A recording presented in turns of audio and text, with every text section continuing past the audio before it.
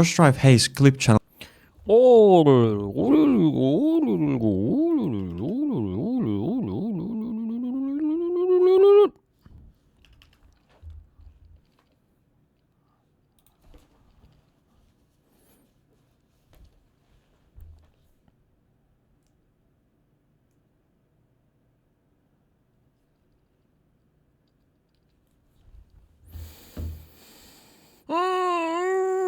Oh, what's up?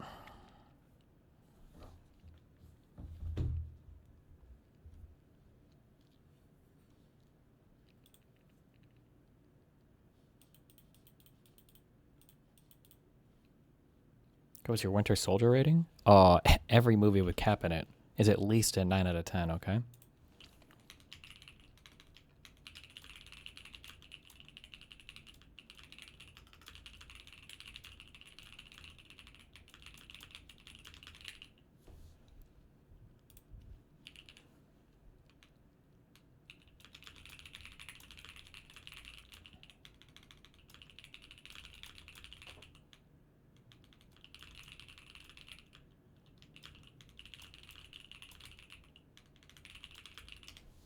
Bloop. Okay, what's going on with this dude? Channel is Strife Hayes clip channel is suspended for a minimum of 115 days with no clear reason from YouTube that would make any sense at least. So I'm Visa and I run the Strife Hayes clip channel, and yeah, it got suspended from the YouTube Partner Program, which is the program that allows you to generate revenue from the videos you publish on YouTube. And oh, hey, that's like my channel. 15 days, we are not able to generate any revenue for Josh or me through the Twitch highlight videos. So let's go through this. I'm gonna explain what caused all of this, and hopefully somebody will be able to help me out with this, because it's going to be a really rough time for waiting for this long. So on 8th of June 2024, I started a secondary channel, which is Bode. Are you planning to discuss the Professor Dave video with that Pangburn guy that's been combing through it? I don't know what there is to discuss. It's a sloppa it's a sloppa video. What do you want me to say? It's retarded. Clips. Bode is an old school RuneScape streamer, and I decided to start that channel up because Strife Hayes wasn't streaming that much at the time, and I just wanted to have another project to work on. And I really like to make the highlight videos. I like to cut clips and just maximize the reach for a streamer from the existing live stream content. And yeah, I thought Bode would be really good example of this. I wanted to give it a try because there wasn't really many old school RuneScape Twitch clips going on at the time. I got in direct contact with Bode when there was any issues with the videos being uploaded, but yeah, other than that, there wasn't any claims or anything like that where Bode would say that, or his team, that they would want the channel to be taken down or anything like that, because I've always been with even Strife Hayes, the clip channel. Even with that, I've always been like open to shut down the channel, delete the videos and everything like that on just one single message. And I've kept that with both clips as well, because I don't want to hurt anybody's brand or anything like that. I just want to serve the community, because it's a really good service to clip the streams into bites that you can watch even when you're employed or stuff like that. What the fuck is this video? Not many people have time to tune into the 8-hour live streams on a daily basis, so that's why I think this is a good service for everyone. It gives reach and it makes...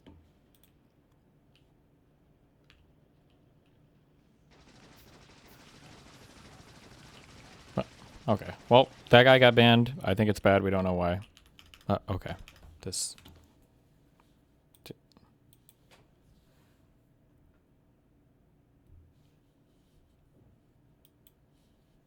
Why did you click it? I don't know. Somebody linked it to me.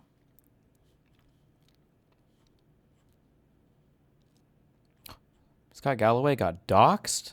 Damn, they got evil pictures of Mamdani on Fox News. Holy shit.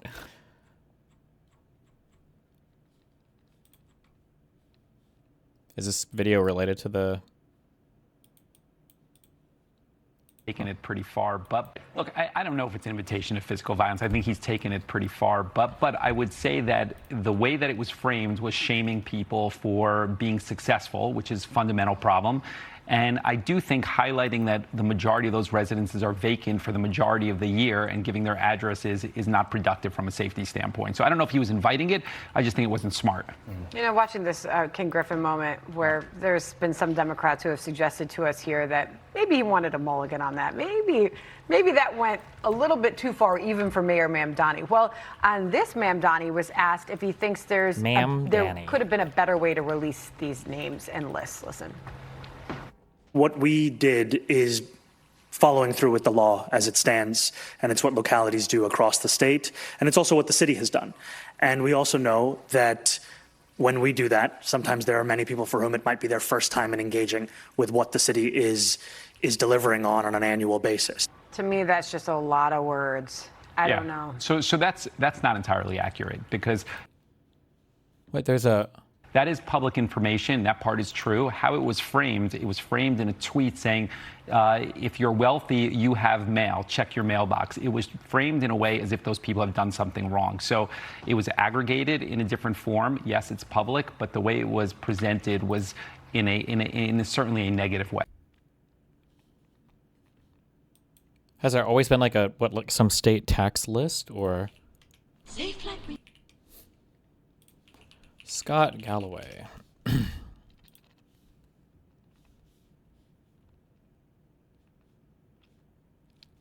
Is this like on a dedicated show on his channel or?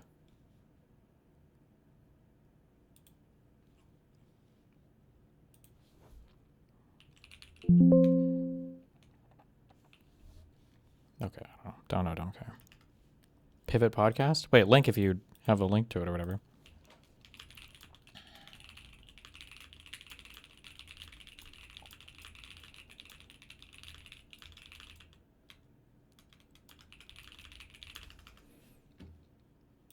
Short. Hi, everyone. This is Pivot from New York Magazine and the Vox Media Podcast Network. I'm Kara Swisher. And I've been doxxed. You've been doxxed. I don't know if you've heard, but Mayor Mamdani has decided to release a list of the 950,000 residences with addresses and names that might. I do have another tagline for Facebook. Okay.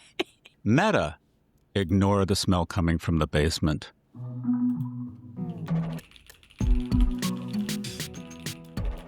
Hi, everyone. This is Pivot from New York Magazine and the Vox Media Podcast Network. I'm Kara Swisher. And I've been doxxed.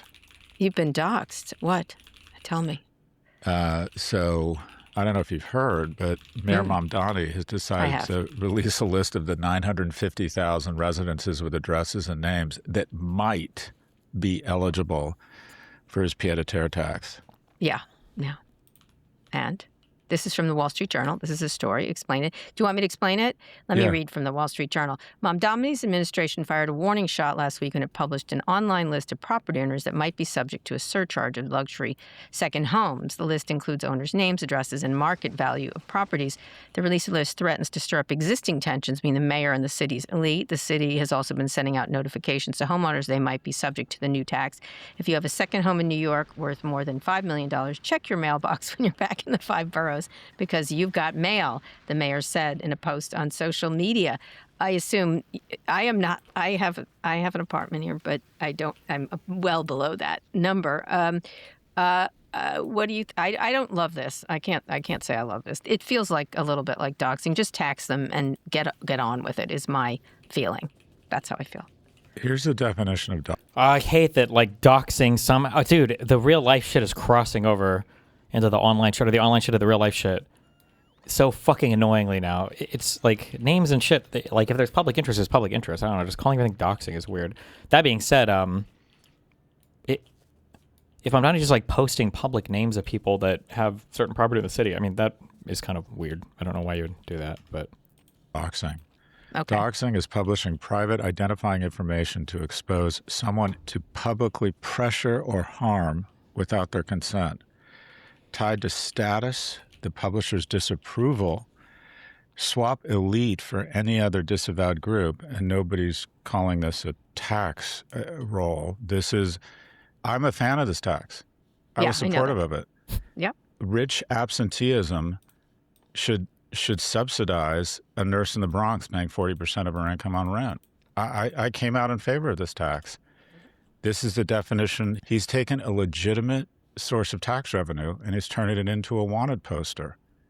And the question I would have is, other than trying to identify and imply these people have done something wrong, and then 18 months after a healthcare CEO was executed in the street, and then publish the list, what is the upside here? Why is he doing this? There's two things. I think he's been largely successful, but there's two things that I think are real misses, and they're both, well, they're not related. They are related in some way. One is this luxury tax. They should not have focused on Ken Griffin. I understand if they got it passed. Hochul agreed to do it. Just tax people. That's it. That should be it. It got passed. The leader going to be mad about it. Some are, some aren't, like you. And then just tax them. This was a big mistake to try to put targets on these people. I find it really disturbing. The second thing was, even though I agree with problems with Benjamin Netanyahu, to say you're going to want to arrest him seems ridiculous because it's not your job, right? It's not. I get why you might say I don't like him and I wish I could arrest him, but it was sort of weird. I thought it was another weird flex about which is not his job. And so in this case, I think he's going to piss off the elite anyway, or many of them, not all of them, over this tax. I don't know why he would. These records are public, I believe, but why call attention to them? Correct? Is that I can look up any home if you know the address, essentially, but maybe not who's here as a second home. I don't know. I don't know. Well, I'll just touch on the him. Yeah, that's really weird if that is the case. What did they just like publish a data, like a public thing with?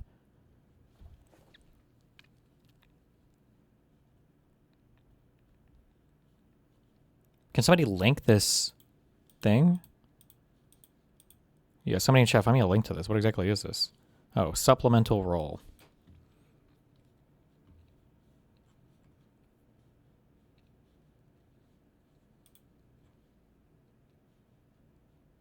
I don't know what. Oh, download all NYC.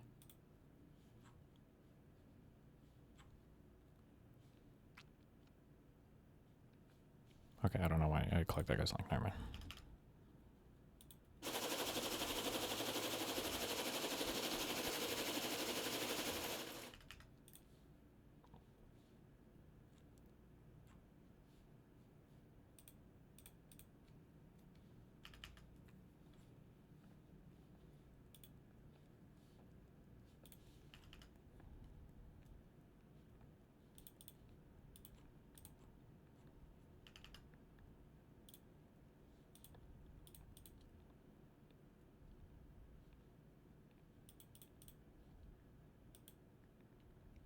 Okay.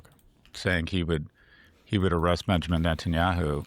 He basically, the justification was that he's been convicted in the International Criminal Court. Right. Mm-hmm. There are dozens, if not hundreds, of people who have convicted in the International Criminal Court, but he's decided to announce he's arresting the Jew.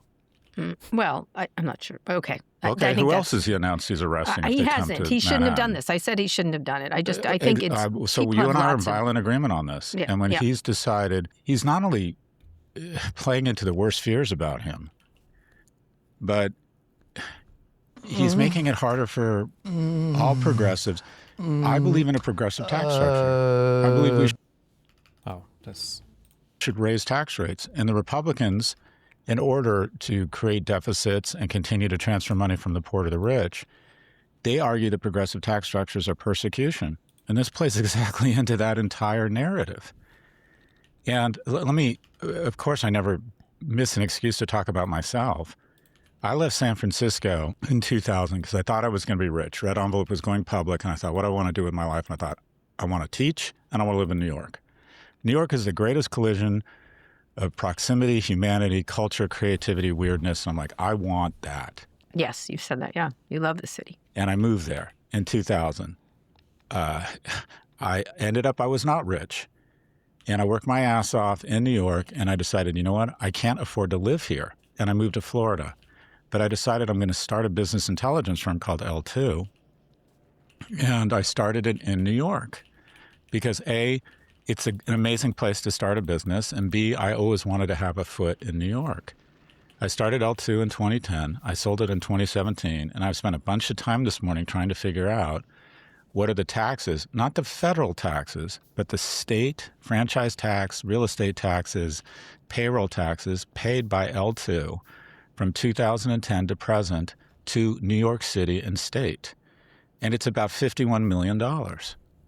The average, in other words, L2 is paying for what one of the largest firehouses in downtown, the budget for one of the largest firehouses in downtown Manhattan is $26 million a year.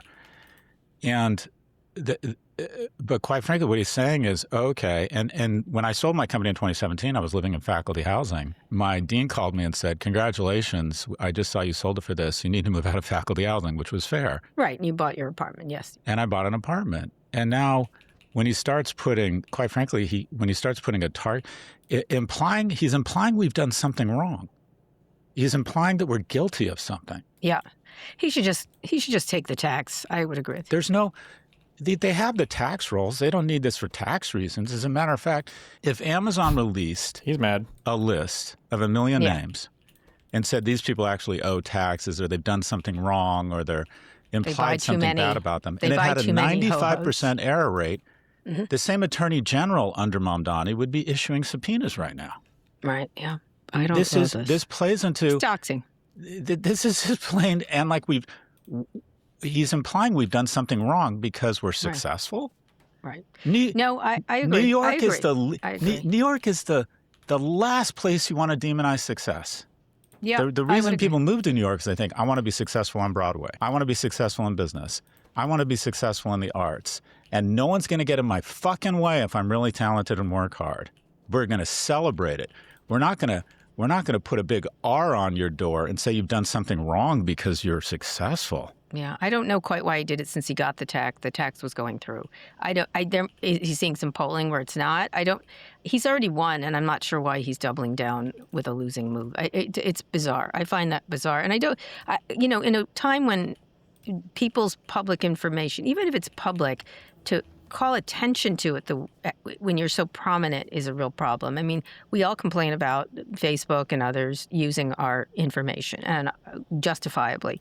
To do this is very similar. It feels very creepy. It feels very surveillance. It feels very, even if you don't like Ken Griffin, even if you don't like all these... The Ken Griffin thing, I think, was somewhat justifiable in terms of like noteworthiness, because my understanding was that idle unit was the most expensive piece of property, I think, in the world.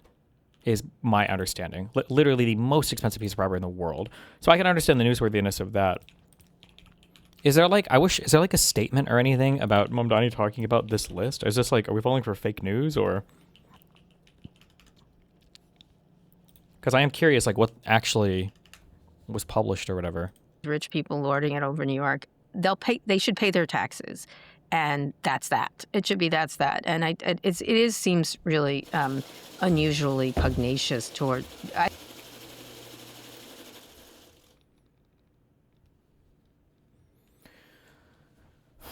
Let's see. Mamdani's administration fired a warning shot last week when it published an online list of property owners who might be subject to the surcharge on luxury second homes. The list includes owners' names, addresses, and market values of property. Where was this list released?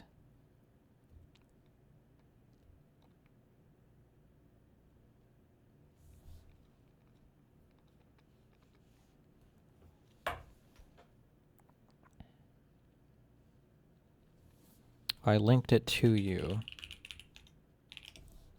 What, you linked me? This is a massive... I have no idea how to navigate this or what I'm even looking for here. Is this... I don't even know what to... I have no idea what this is. What part of this am I clicking for tax records or for...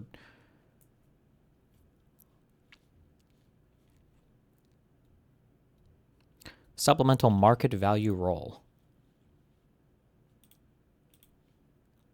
And then what do I click? Record layout?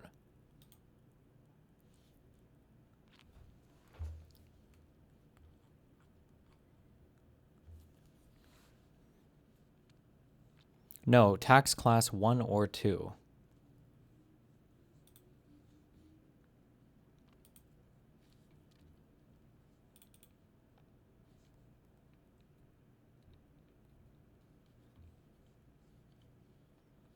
Oh.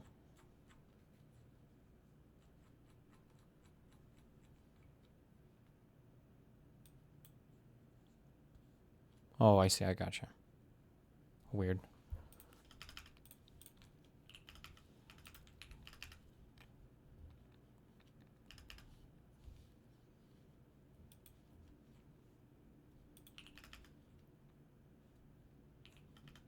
I don't understand. I was sort of shocked by this story, and I'm going to wait for more reporting on this. But it seems ridiculous to call attention to it when it's people you want to also stay here and you want to get their taxes. Anyway, I would agree with you, Scott. I don't like it.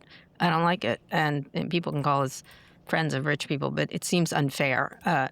On every aspect, not the tax. 95% of the people on the list, suppose, aren't going to be subject to the tax. Like what? Other than implying these people have done something wrong and publishing their address without their permission, without their consent, what possible upside is there from publishing this list? I would like to know what the idea is. It's not a good one. I mean, it's not good. It's not good. I know it's been a tough morning. By the way, I've gotten yelled at by Facebook, and then Ari Emanuel called. Wow, Joe Bees, thanks for giving 25 subs. Because I didn't like his column. So that was my morning. They didn't like your Jeffrey Dahmer joke. Didn't like it. But let's get to the topic. I'm sorry. Meta called you about something I said? You know, because it's on social media. All the jokes we made on the last show about you did remarketing. I was like, you know what? We didn't like the Michelle Obama as a man joke, and you didn't object to it enough, or whatever. I just feel like, anyway, let me say, I feel like there's not going to, that they were not happy with our jokes about Mark. But he's still on his AI optimism tour. In an opinion piece in the Wall Street Journal, Zuckerberg asked whether AI will be centralized and restricted to a few institutions or a tool that empowers everyone. His own proposal, he says, is a philosophy based on individual empowerment as a source of prosperity and a balance of power as a foundation of safety. In the piece, which was rather long and in desperate need of editing, Zuckerberg expresses concern that others creating AI talk about it in a way that is filled with doom. He continues this idea in the... Okay.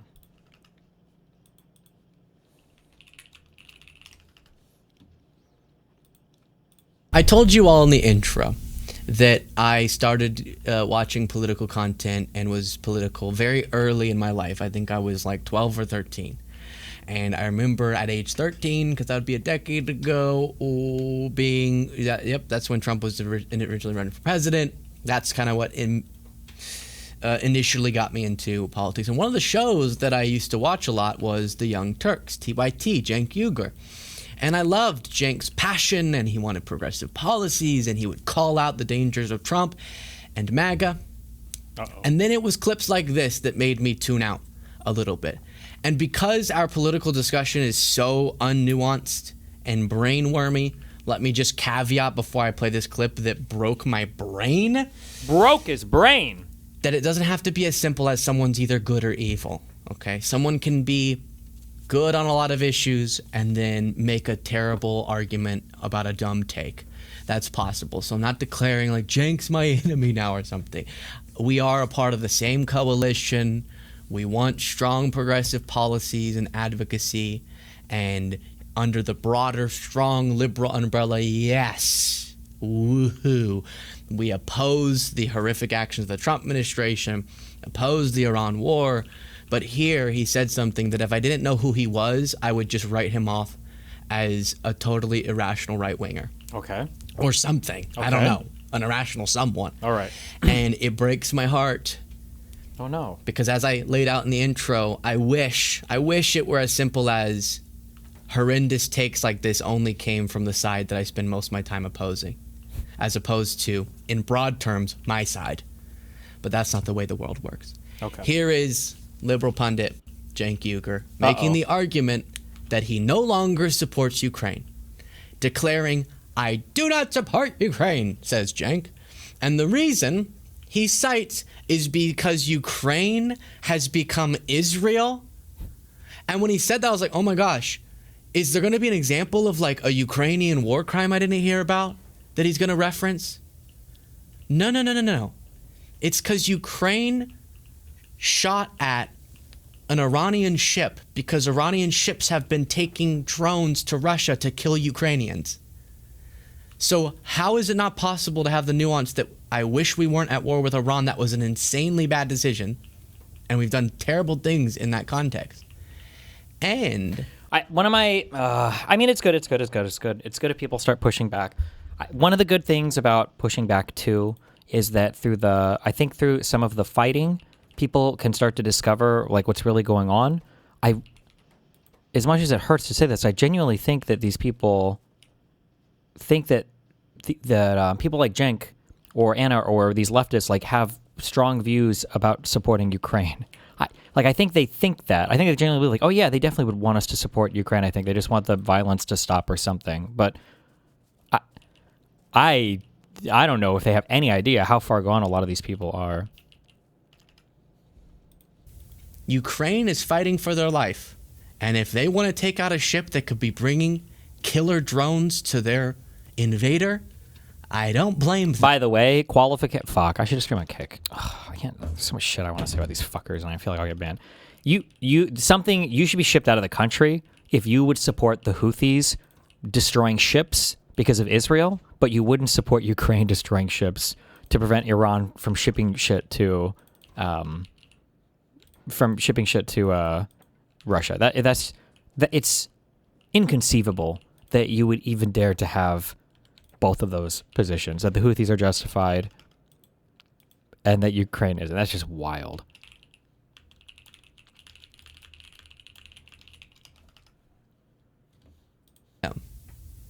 Isn't that simple? Not to CENK. Let's see. I'm done officially with supporting the Ukrainians' war. So it's been a long time now. I don't know. They seem like they've been at war for about 18 years now. So the reason I was in favor of it... It's their fault also, by the way. Why couldn't Ukraine just fucking finish their shit already? God damn it. Because Russia attacked them. It was definitely Russian aggression. Yes, there were reasons and excuses, etc. Bottom line is, you attack someone like Israel attacks Lebanon, it's Israel's fault. Russia attacks Ukraine, it's Russia's fault. If you're thinking to yourself right now, wow, I like this show. Yeah, Here's what I am. want you to do. Click the subscribe button, completely free right below the video. Okay. Drop a comment, click the like button, back to the video. All right. So number two, we had promised the Ukrainians defense when we had them give up their nuclear weapons. Okay, but now we've supported you for about 87 years in a row in this war. It's getting longer. There's a limit to how long we can go. What if the war goes for 2 centuries? Do we still owe you, right? So now, the second issue is that Ukraine has now become basically Israel. Now, why do I say that? You know, we're a rare show that talks about this phenomenon. It's really important. Of course. Remember, Russia was helping Iran and Syria. Oh, the Israel good guys. needed Russia distracted so they could topple Bashar al-Assad. Unironically, these guys think those guys are the good guys. So for like Assad, apparently I didn't check her positions, but I saw it said today that al-Sayed is appearing next to people. At least one of the people that is showing up at this progressive rally or whatever has written articles about how Assad didn't commit war crimes. A lot of these people, my guess is, CENK and Anna are such wild cards sometimes, but it wouldn't surprise me if most of these people don't believe that Assad actually used any chemical weapons. Yeah. But they rarely talk on it, but I'm pretty sure they would believe that that was probably like UN mumbo jumbo or shit the U.S. State Department was manufacturing so that we could try to destabilize Syria. Wait, that happened, didn't it? It did, yeah.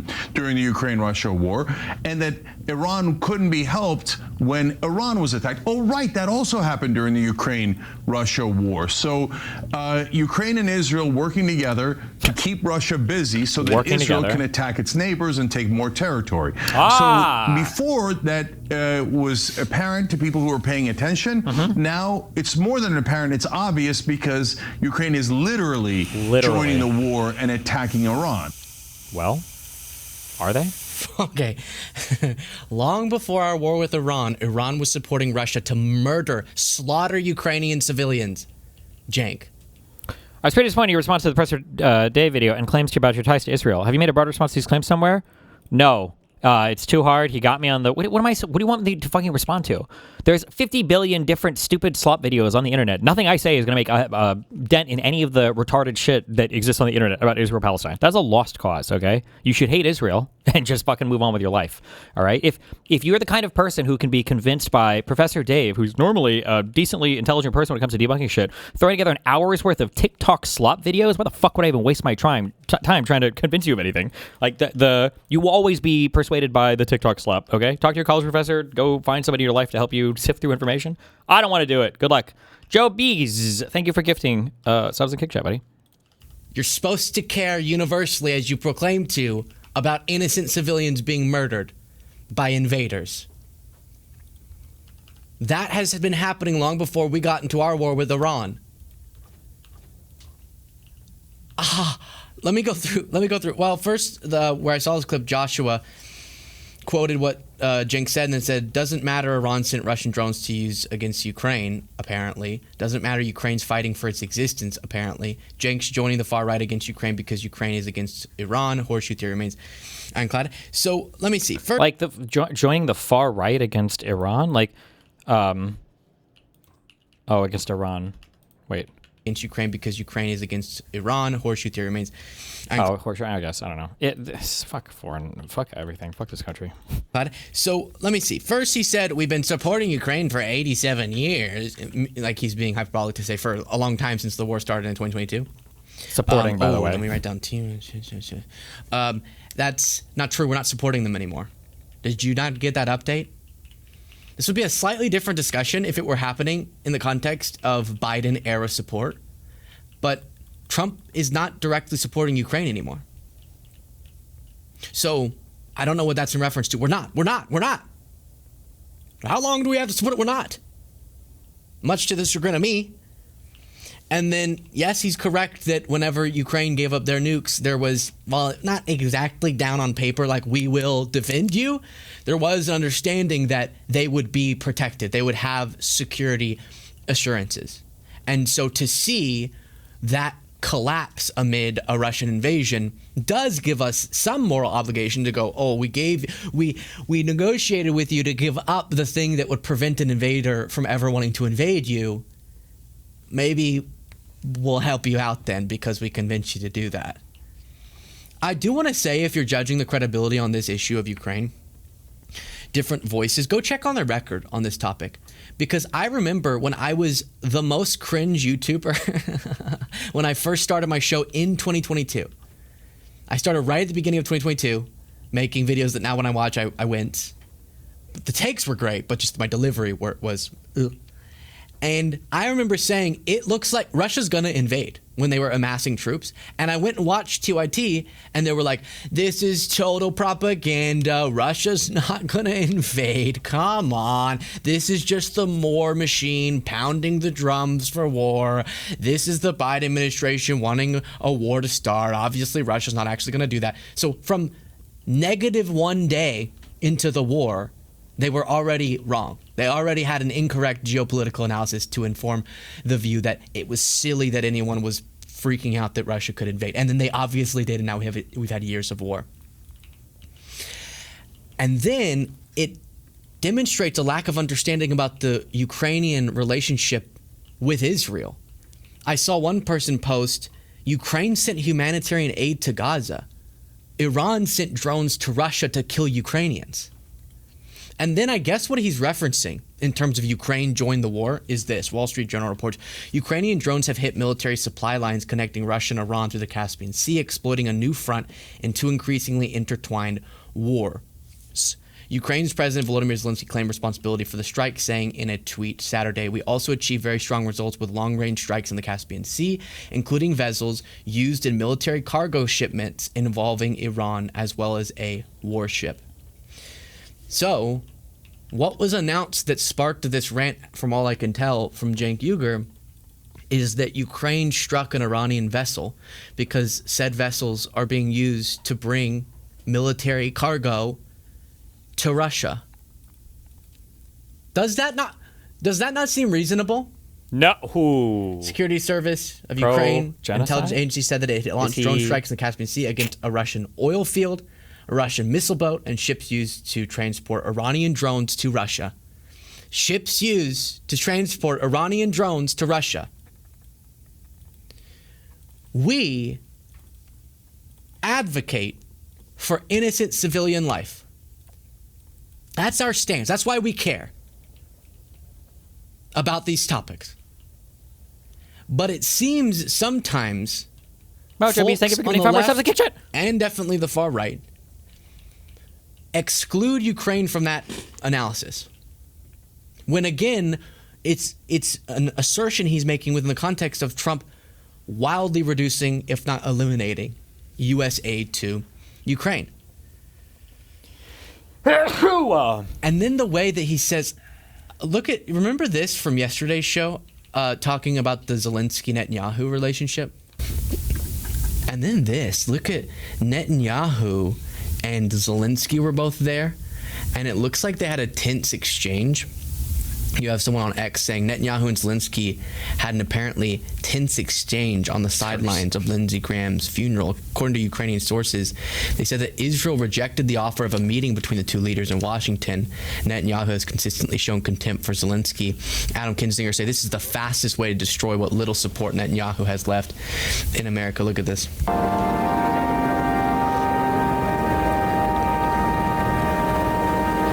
Do we need the music?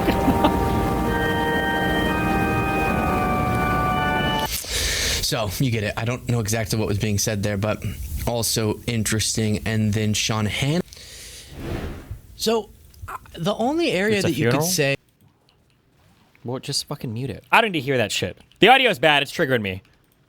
That a little thread of the argument could be reasonable is I don't doubt that Ukraine is probably pro us being at war with Iran, okay? But that's because Ukraine has a different calculus than us. So I can both say Ukraine is fighting for their life, and in ways that are advantageous to us, we should support them. And then whenever our interests contradict, we say, we differ with you on that. So we didn't have to enter this war. It wasn't Zelensky who convinced Trump into getting into it.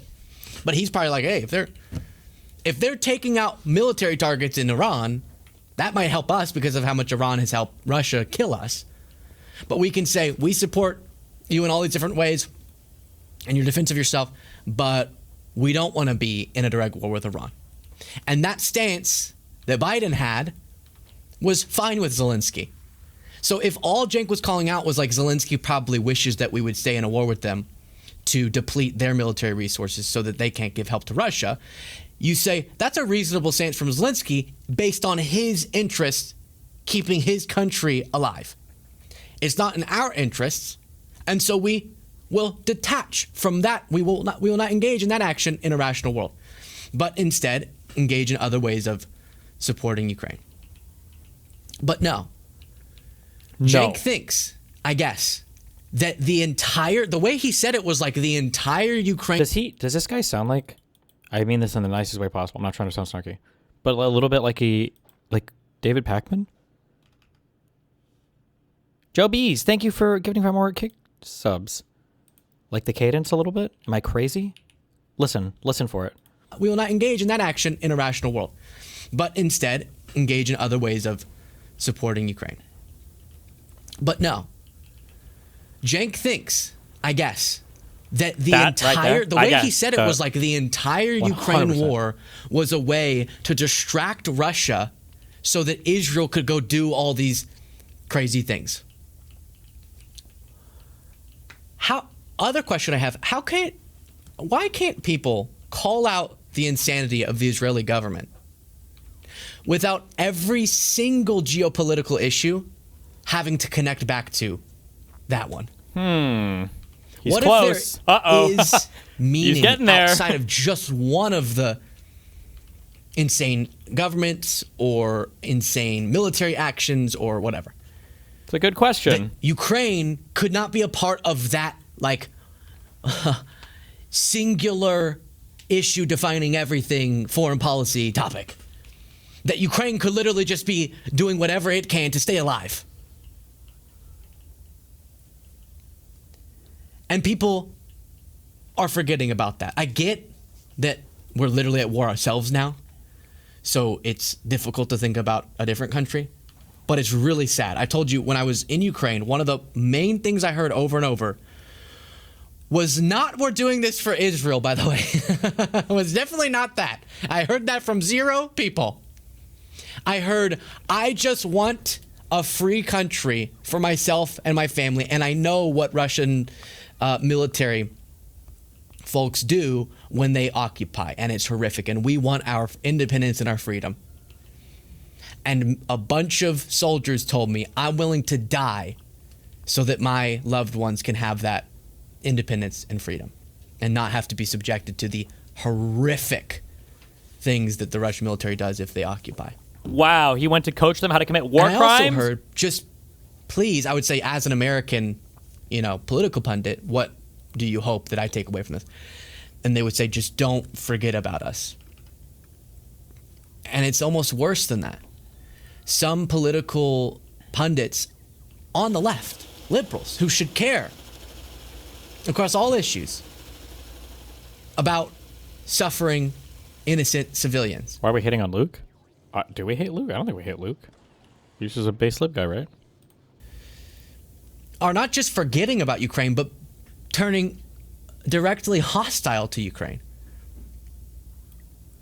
When again, there's literally no evidence Zelensky would do anything for Netanyahu. But this theory relies on Zelensky continuing or goading Russia into a war so that Israel can do what it wants to do while Russia's distracted.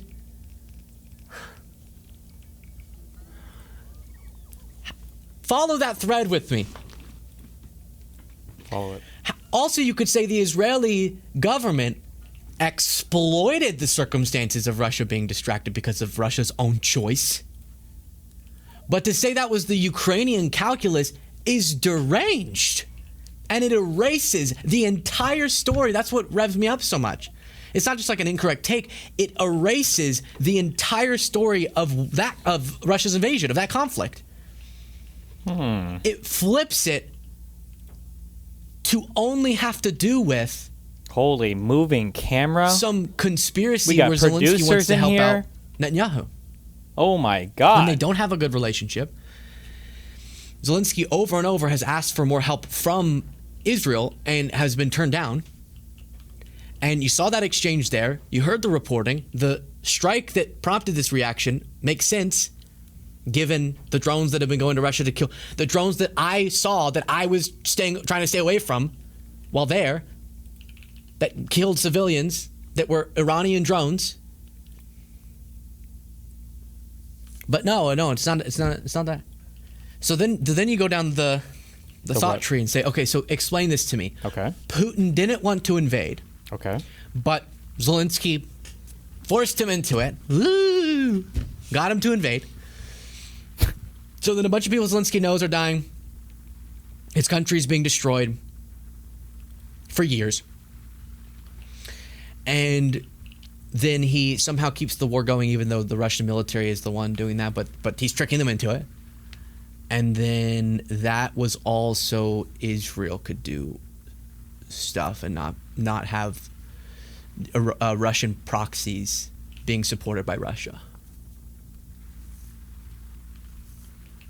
And there's no record of a relationship that cozy that would cause that to make any sense. And again, I've seen CENK has been very passionate against Russia for previous, segments. You're bad. You're a terrible person. Am I clear enough? Let's go fight. Let's go fight for Ukraine. Let's go fight for each other against these goddamn zealots. So I know he doesn't want to be a Russian government apologist, but that's what that was. The effect of that theory is to go, Russia doesn't have any agency. This was all done by... Hello. Hey. Hey. Well, this is weird. What's up? He's not blaming Israel and the Jews for everything. Damn, that's crazy. Well, shouldn't you talk to him? Shouldn't he be like Adam Mockler and say that, no, it's the Jews' fault for everything and don't ever support a Democrat that supports Israel? Do you think that's my position? Well, I don't know. You've never called out Adam Mockler for his fucking anti-Semitic bullshit. When Brian Tyler Cohen was promoting this idea that Netanyahu controls the U.S. government, and he, in that talk that he had with Rubio and Trump, he was telling them what to do. He didn't really give much pushback against that. So, are you sure I didn't literally quote tweet that and say something about it? What do you mean? He uploaded the fucking short. Didn't I tweet something with like a screenshot of that saying like, what the fuck are we doing here? I don't think you have any idea how much I call any of these people up, but that's I saw the little thing. Wow, Joe Bees, thanks for the 25 gifted kick subs and kick chat. I saw the little thing you mentioned on your live stream too. But like the effort you're putting in is pretty fucking minimal when this is kind of a huge issue, don't you think? No, I don't. So you're still willing to work with these people. They're promoting the most insane, deranged DSA fucking garbage that you're claiming to be against. And the amount of effort you're putting in is literally like 3 seconds at the beginning of the stream and a tweet that says, what are we doing here? And again, I've never seen you criticize Adam Mockler when he's doing the exact shit that you're fucking complaining about, where he's advocating to never vote for a Democratic candidate if they support Israel. You don't think that is shockingly harmful to the Democratic Party when you have people like Adam saying this shit? And you will you've never said anything about Adam. You actually defended him when I called you out for... True. So you think you should put a little more effort into maybe supporting... What's that guy's name that you're reacting to right now? Netanyahu? No, the guy who looks like he's 12 with the Guns N' Roses t-shirt. Oh, Beasley. Yeah. Yeah, you think you might want to put a little more effort into supporting people like this who don't spread deranged anti-Semitic conspiracy theories against Jews, and maybe put a lot more effort into criticizing people like Adam Mockler and Brian Tyler Cohen, who are literally supporting the DSA? Maybe that'd be a good idea. I'll think about that, actually. I never considered that before. Thank you. You ever considered going on testosterone? Fuck no. How come? Because it would literally be for aesthetic purposes only, and I don't feel like getting on another medication for... Well, what's your test? What's your test at? Within healthy reference range, and I don't think I'm symptomatic of low T, so why would I start supplementing a hormone that I feel like I don't need? Well, you can have physical problems without being symptomatic. You can be below the reference range and not be symptomatic, but still develop health issues from it. What would the health issues be?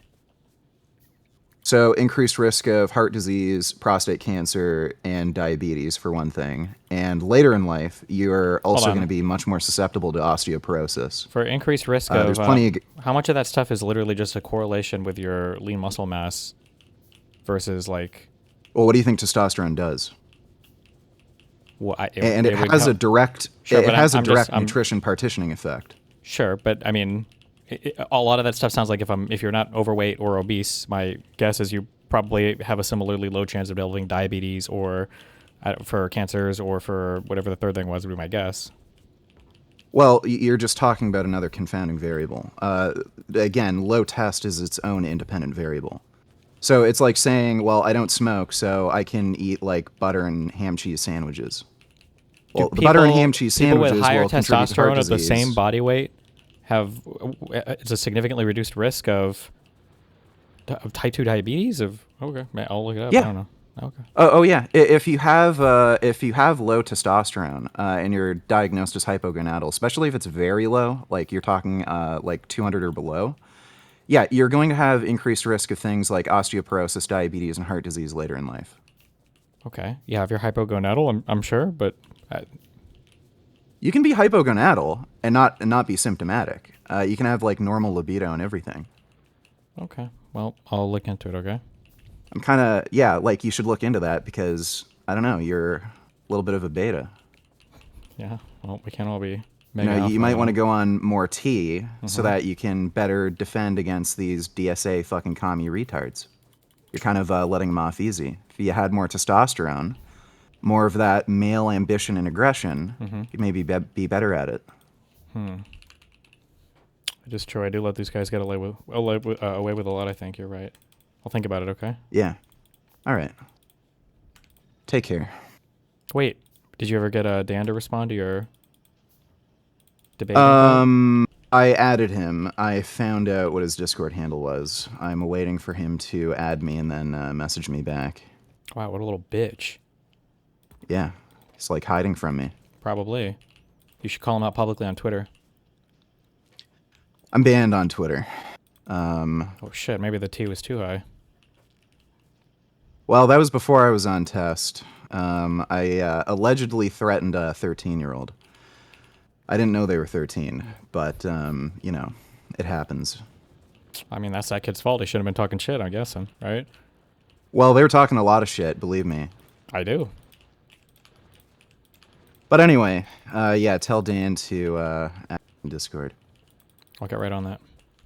All right, take care. Bye. Netanyahu and then Zelensky. It's putting the blame on Zelensky for like being the biggest traitor in the history of the world and starting a war when logistically that doesn't make sense given what happened to help out a different country and an insane leader. It excuses that the only thing continuing the war right now is that Russia keeps invading. Only thing. The only country in this two-party war that keeps agreeing to peace is Ukraine. Over and over and over again. It is Russia that turns it down over and over and over again. And you're saying that's somehow all a part of a conspiracy because Zelensky's selling out his country. It's sick in the head. And I feel so bad for any of the people that sick in the head told me, please don't let your fellow, at least liberals, forget about us. That they could see that. Because again, it's so much worse than just forgetting, but it just like lies, just defamation. Whoa! About all of these beautiful souls who are dead because of the Russian invasion. I don't know. I do think this comes down to a lack of political nuance. Like, you call out Netanyahu for not wanting peace, for maneuvering to continue our war because he sees us at war with Iran as in his interest, right? So you call that out. Correct. Good.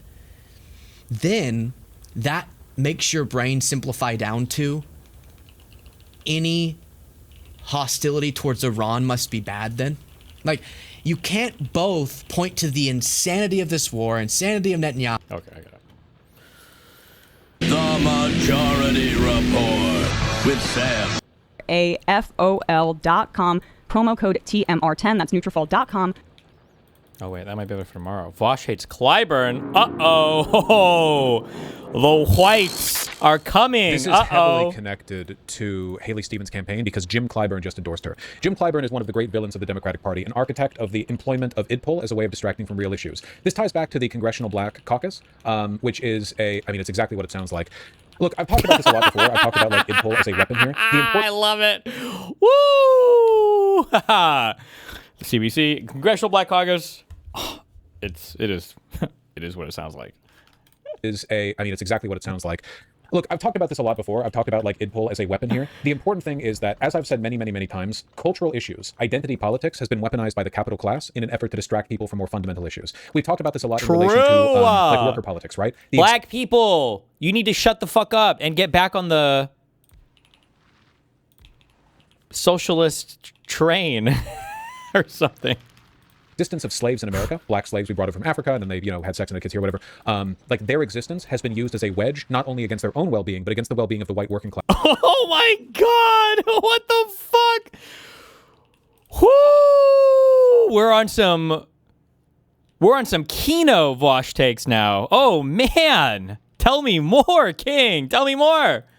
For as long as America has existed. The most obvious examples of this are the competition between sharecroppers and free non-sharecropping farmers. The fact that sharecroppers were subjected to incredibly exploitative employment terms meant that you could undercut non-sharecropping farmers. In the North, unions were busted in part due to a widespread propaganda campaign from capital owners that the white working class should not bump shoulders with blacks, Irish, Italians, and so on when forming unions. That it denigrated the ability for white workers to negotiate for their well-being and for their pay raises by joining organizations that were so low they would accept blacks, Italians, Irish, so on and so forth. The most common modern version of this is the complaint that Hispanics are taking our jobs when, if wages are low, it's because the capital class is not paying you enough, you know? Okay. Always, racism has been a specter weaponized by the capital class in order to serve their interests. The Congressional Black Caucus has done this to a large extent as well. You know what? I'm hopium, but I'm also secretly mega doomer, okay? Because there's a silver lining, and then there's like the dark times. The silver lining is that these guys can never, ever, ever make it in the Democratic Party. I'm sorry, but like, dude, these guys are toxic as fuck for black issues. But the mega dark timeline, the mega dark timeline is that the next primary cycle or the next general election is fucking AOC versus JD Vance. But JD Vance is like the DSA candidate and AOC is trying to be like the moderate Dem, and it's like all ogre, and we're just like, US politics is completely fucked. Oh man. Because you go back and you listen to the Joe Rogan episode, and Vance hits on all the sloppulous talking points. He gets all of them, and he does them very well. He does them exceptionally well. Well, as part of a long-running and very recently hyped up campaign to try to psyop black American voters into being anti-Palestine and pro-Israel. You blacks are getting fucking distracted, okay? Listen, I know that you guys think the race matters, okay? But trust me, all right? I remember feeling this way when I was in high school. And I was like, bruh, it's all about the Federal Reserve and class and money. Oh my God, I'm so smart. Ayn Rand. Objectivism. Come on, keep up. How many times have you guys seen some version of a black Democratic moderate on social media say, why should I care about the Palestinians? What have they done for us? The black moderates now. Sorry.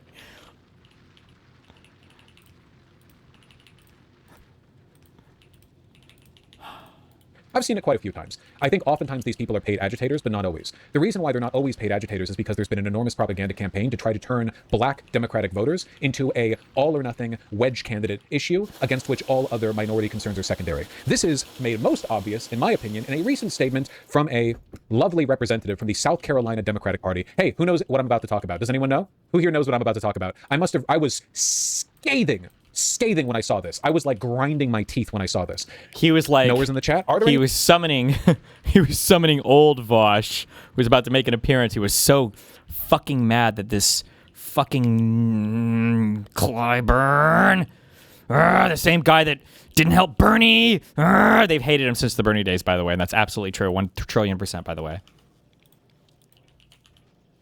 Nowhere's in the chat. Crockett, I said South Carolina, you fucking idiot. Pay attention to the words that I say. For reasons I'm not going to get into right now because it's a little bit complicated. The gist of it is that the Democratic Party was determining what order to do its primaries in what states, for the 2028 presidential election. Okay. And we went with South Carolina first, even though South Carolina is not a swing state and is not broadly diverse. They hate it. You know why they hate it? The reason why is because no matter what fucking lies these motherfucking retards tell you, okay, these movements are primarily white college kids, okay? They didn't even know. They don't talk about this, but the DOJ is literally opening investigations right now. I don't know if Blanche announced it yet, but they were opening investigations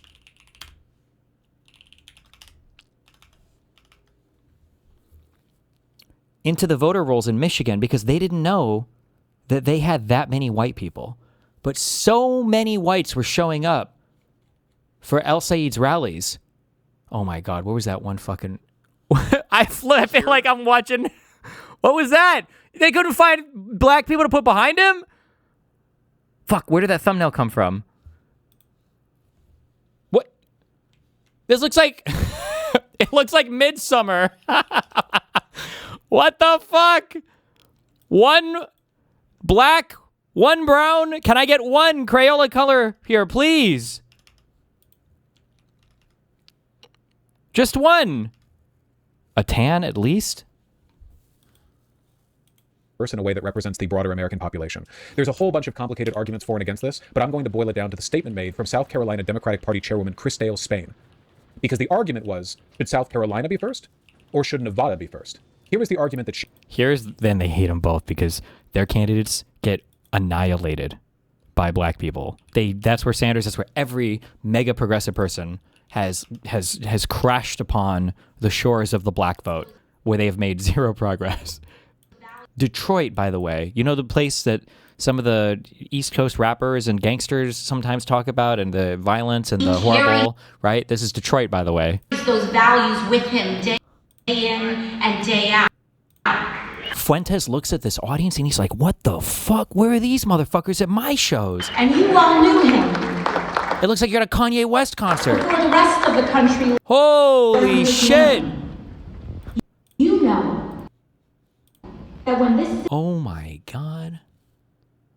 city was coming out of bankruptcy, when the consultants and the creditors lined their pockets. I'm sorry.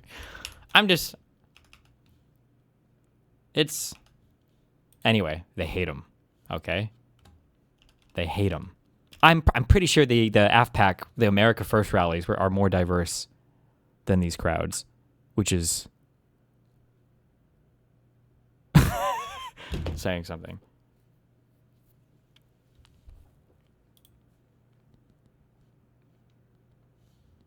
she made. And this is going to become like relevant in a second, okay?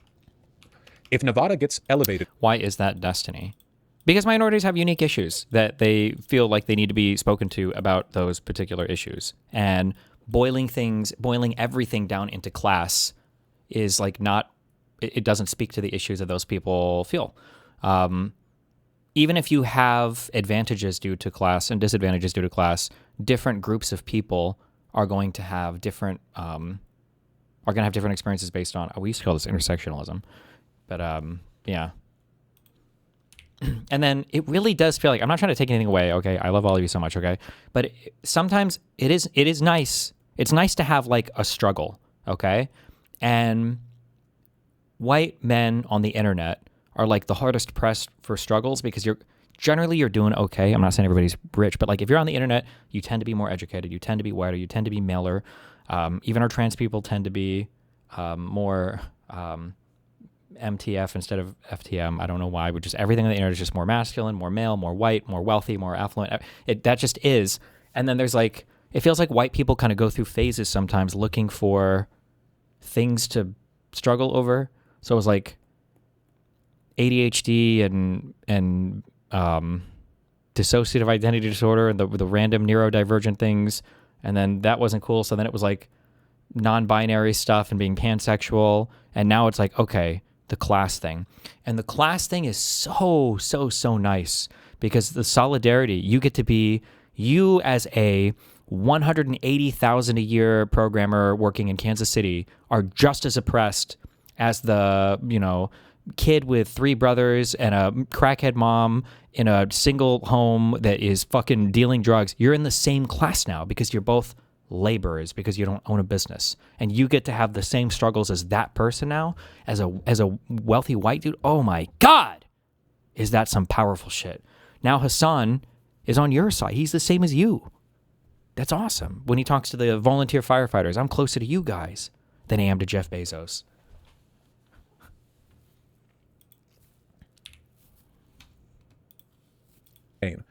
Because the argument was, should South Carolina be first or should Nevada be first? Here was the argument that she made, and this is going to become like relevant in a second, okay?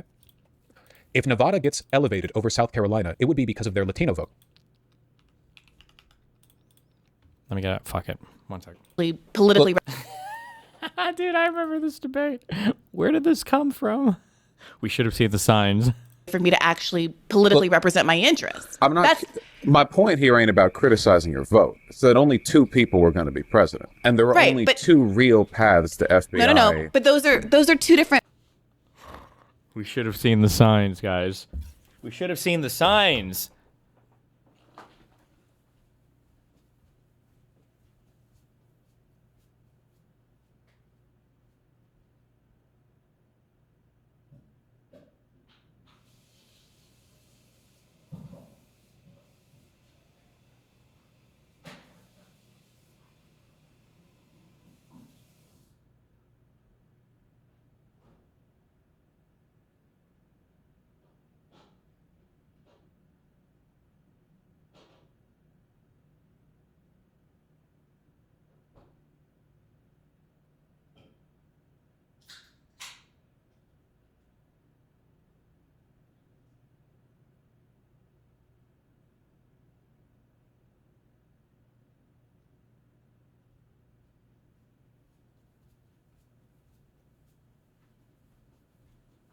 Gross. Okay, Nathan left 2 Mountain Dews here. I'm drinking them. Ugh. So you would be telling black voters that you matter less than brown voters. And I refuse to believe that our party wants to send any type of message like that. Now, what do you think that means? The explicit statement here is that black voters matter more than brown voters. That is unambiguously her argument here. And she's doing this like mob boss idpol rhetoric. You know, oh, that's a nice Democratic primary you got there. It would be a shame if somebody implied that your priorities were being motivated by a disinterest in representing the voice of black people, you know? Like, it's, you know what I'm talking about? Keep in mind, too, this was after, and it's so funny because a lot of these guys came from, like, the same, like, woke people. This was after they did, like, maximum appeasement to black voters, too, with the whole BIPOC shit, which was just fucking, that was woke gone wrong, where it was like, we want to talk about minority issues, but we've broad-brushed minority issues so much that we feel like we're not really representing true people that are struggling anymore. So we're going to go ahead and invent this new thing called BIPOC, which is kind of like a way to talk about minorities without, like, having Asian people in there fucking it all up. It's just like, okay, I guess. I don't know, man. Out here, it's a very, like, threatening statement. You wouldn't want me to call you racist, would you? Hey, you wouldn't want me to throw the South Carolina Democratic Party into disarray by accusing the National Democratic Party of being racist, would you? I recognize this rhetoric in large part because I saw it from Hillary Clinton's campaign, and also I saw it from Jasmine Crockett. Jasmine Crockett is also currently engaged in a campaign of vaguely gesturing at the Democratic Party being racist because they didn't prioritize her over Tallarico. In other words, it's racial grievance politics. I'm just going to say this really, really flat. Oh my God! Bruh. Dude. These people are like prime for the taking for like a real good conservative populist to hit them up. Oh my God, dude. Whoo! They're primed for it. These guys could be swept up by a right-wing movement so quickly. Okay? I think the average black person in America is just probably about as motivated by racial grievances as any other racial group. Hispanics, Asian people, white people. That is to say, racial grievance politics plays a big role in their community, but the extent to which it plays a role... Like... African American issue. This is also another reason we went down this road, and it's just it was the political correct shit. I'm sorry, and I blame partially the New York Times and everybody else for just being too woke on this. I think I was opposed to this from day one. Find out when the New York Times changed their fucking capitalization guidelines, calling it black issues and just changing everything to black because for some reason white people felt like African American was just like a bad phrase was fucking retarded. Okay. African Americans have a very special history and a very special place in the United States. They have unique issues. They've contributed uniquely to the culture, and you're wiping all of that away by just calling them black people. Like immigrants from Africa have the same experience as people brought over who are descendants from slaves. And the idea that all of those issues can just be washed away with class stuff, like, I'm sorry, but there are too many African Americans in this country. You're not going to be able to convince that of, but I don't know. We'll see. Asian people, white people. That is to say, racial grievance politics plays a big role in their community, but the extent to which it plays a role is largely based on which political forces best appeal to them. I don't think that white grievance politics are that relevant to an individual white voter, even a Trump voter, on a case-by-case basis. But I think that as a group, white people are very susceptible to arguments that are oriented around white racial grievance politics. I think black people, Asian people, and Hispanic people are the same. For the most part, I think they're ordinary. I think that if they are appealed to heavily by candidates or causes that... Most black people I have talked to about this feel weird about African American because they have no cultural connection to Africa. Well, then they should ask older people to explain to them. I guarantee you that the African American experience in the United States is a unique cultural experience that is not the same as a black immigrant's experience to the United States. Now, there was a slightly weird issue that happened where people did try to connect like some African experience to African American, and that is weird and that is dumb. I don't know why that happened. There was a brief period, and it's funny because this actually came before peak wokeness. There was a brief period where, like, if you watched like Hey Arnold, or if you were plugged into American culture and you were a white person, you got convinced that every single black person like secretly celebrated Kwanzaa, and apparently. The friend that I was hanging out with on Juneteenth told me that there are still like celebrations that will happen on like Juneteenth, where they'll be like black people and they'll be celebrating like the holiday in some areas, and they're like playing like African chants or music, and everybody's just kind of like, I guess, are we just supposed to listen to this? Like, I don't know why people get retarded about everything, but some issues are like tiptoed around so much that like people that are trying in good faith to have these conversations should be able to engage with it. Everybody shouldn't be tiptoeing around like making, because all it does is it lets the most retarded people like set the rules for everything. It's so fucking stupid. Yeah, I don't know. The African Americans African American denotes a black person who was brought over as a slave, and then the descendants of those black people. And they have a unique experience, history in the United States of America that is different from black immigrants. It is. I'm not saying that black immigrants don't experience racism or whatever, but they don't have the same experience. It's a different type of experience. Yeah, and you're not going to capture all of this by just talking about class. And it's not grievance politics necessarily to want your issues, I guess, addressed, but I feel like your voice is heard somewhere, you know? Weaponize those racial grievance politics, things can get out of hand pretty quickly. Does that make sense? Does everyone understand the angle from which I'm coming at it? The problem is that black people in the higher ranks of the Democratic Party are essentially weaponizing black racial grievance politics as a cudgel against progressives. It's a form of... Because progressives can't win with black people anywhere. Now, they can kind of win with Hispanics because Hispanics are half the Hispanic voting population are people like me who check the Hispanic ethnicity box, okay? Unironically, all right? But with black people, whoo, it's hard to make inroads with those motherfuckers, okay? It's really hard to make inroads with those motherfuckers. They hate Bernie, God damn it. They hate Bernie Sanders. Democratic Party are essentially weaponizing black race. But why not call black immigrants African Americans and call black people black Americans? And the American part of your term is supposed to denote like a thing about you. Like an African American is not an African.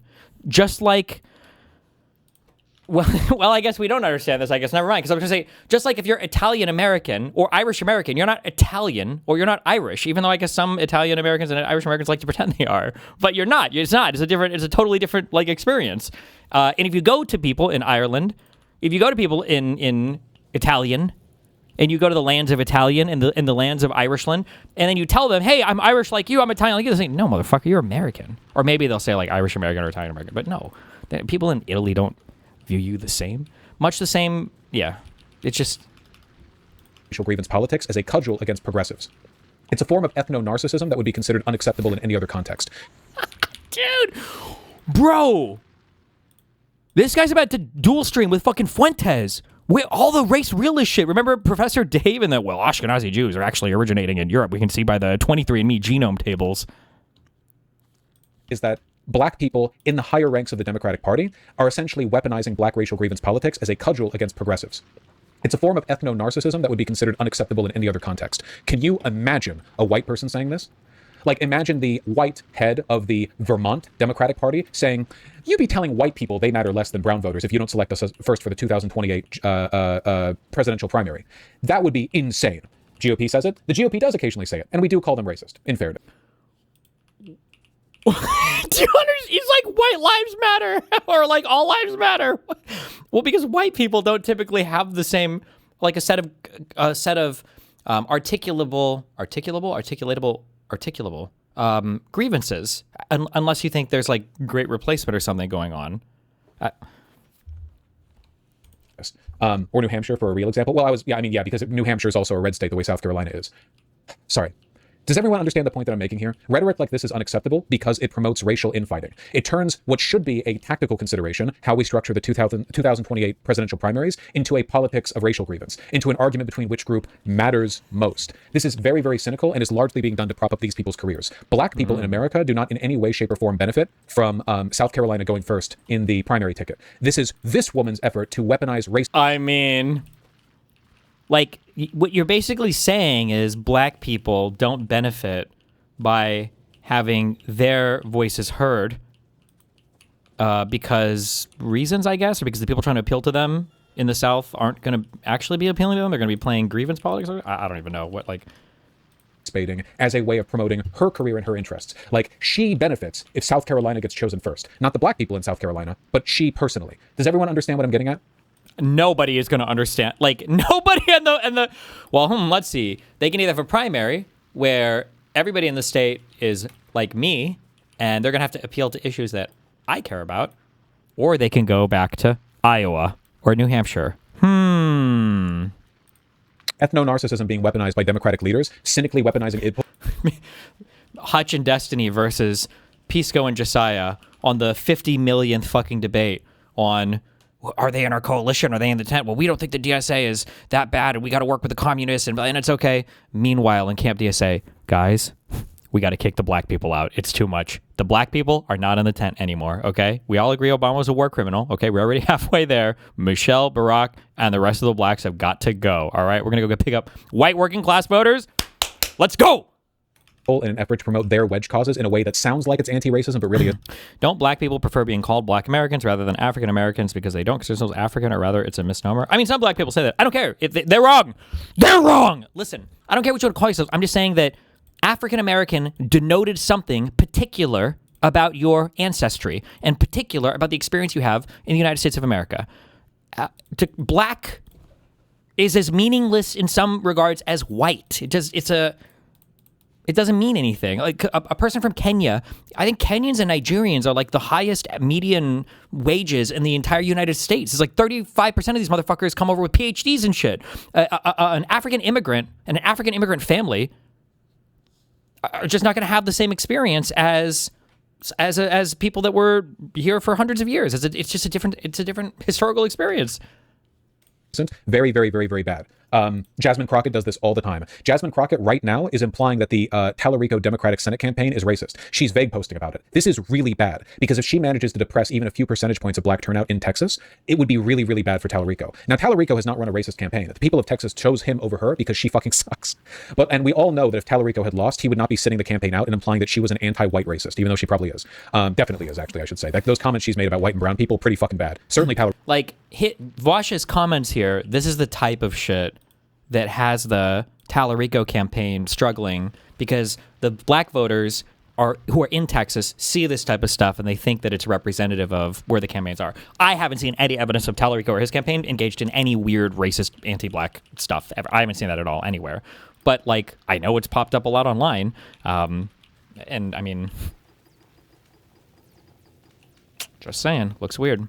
Rico's not said anything like that. But what she's engaging in ethno-narcissism, right? A cynical appeal to her own racial identity as a marginalized person in an effort. I like the ethno-narcissism, ethno-supremacy, Is Vaush actually racist or just brain dead? No, they're not racist. They're just, but they, in effect, they kind of are. They take a wacky path there, just like the anti-Semitism stuff. Like, they're not actually anti-Semitic or whatever, but the path that they take gets them functionally to the same spot. To throw off the Democrats' chances in the general. That's what I'm talking about here. So with all of that being said, all of that lead up, and it's worth pointing out, by the way, I am now often accused of being like far left for pointing this out, but the stuff that I'm saying right now is identical to what I got in trouble for talking about back in 2020 and 21 when I was talking about black separatists or black nationalists who were doing the exact same thing, cynically weaponizing ethno-narcissism as a justification for abysmal politics and then accusing you of being racist if you pointed them out. This is that infamous Professor Flowers conversation where my position was no matter what, no ethnic group should be able to lead an ethnic cleansing of another ethnic group, which was my position. I still hold it to this day. But back then, I was accused of being right-wing for saying this. Basically, even Palestinians shouldn't be allowed to conduct an ethnic cleansing? what I'm saying is that ethnic grievance politics gives you room to make really, really, really bad arguments, regardless of which side you're on. It allows you to ignore the typical avenue of making political arguments in favor of cynically weaponizing accusations of bigotry as a way of like ad homing your way past the argument. Oh, you don't think South Carolina should go first? You're a racist. Oh, you don't think South African black people should be able to ethnically displace 6 million white Afrikaners? Oh, because you're racist. It's not a right or a left wing thing. Ethno-narcissism is just bad. You should not make political arguments off of the idea. You shouldn't be basing your political argumentation off of like appealing towards racial infighting within a group. Okay. It's exactly like Zionism. Yes, Zionism right now is in America the most prominent and most cynically weaponized example of ethno-narcissism, where far-right Jewish nationalists Holy shit, the blacks are the Jews and they're Ukraine. That's the team that I want to be on.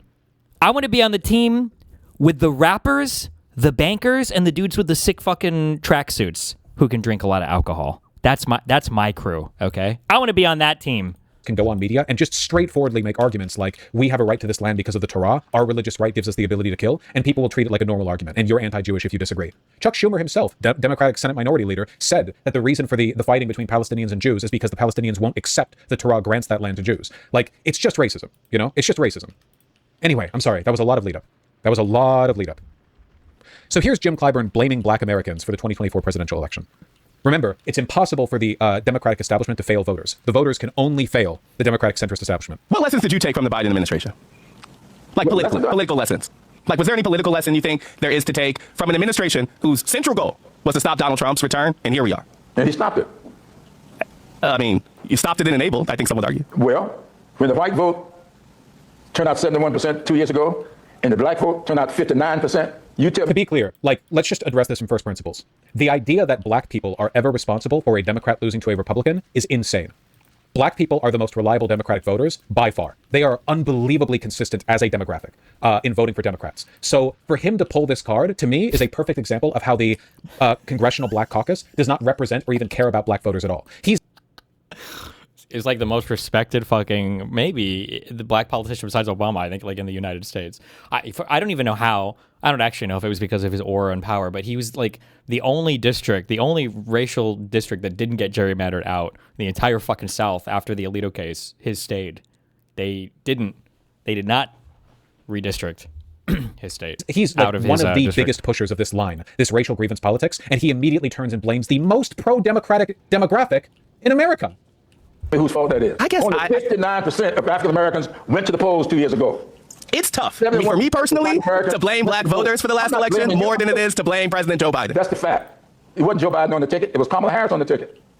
For 107 days after he decided to on the ticket.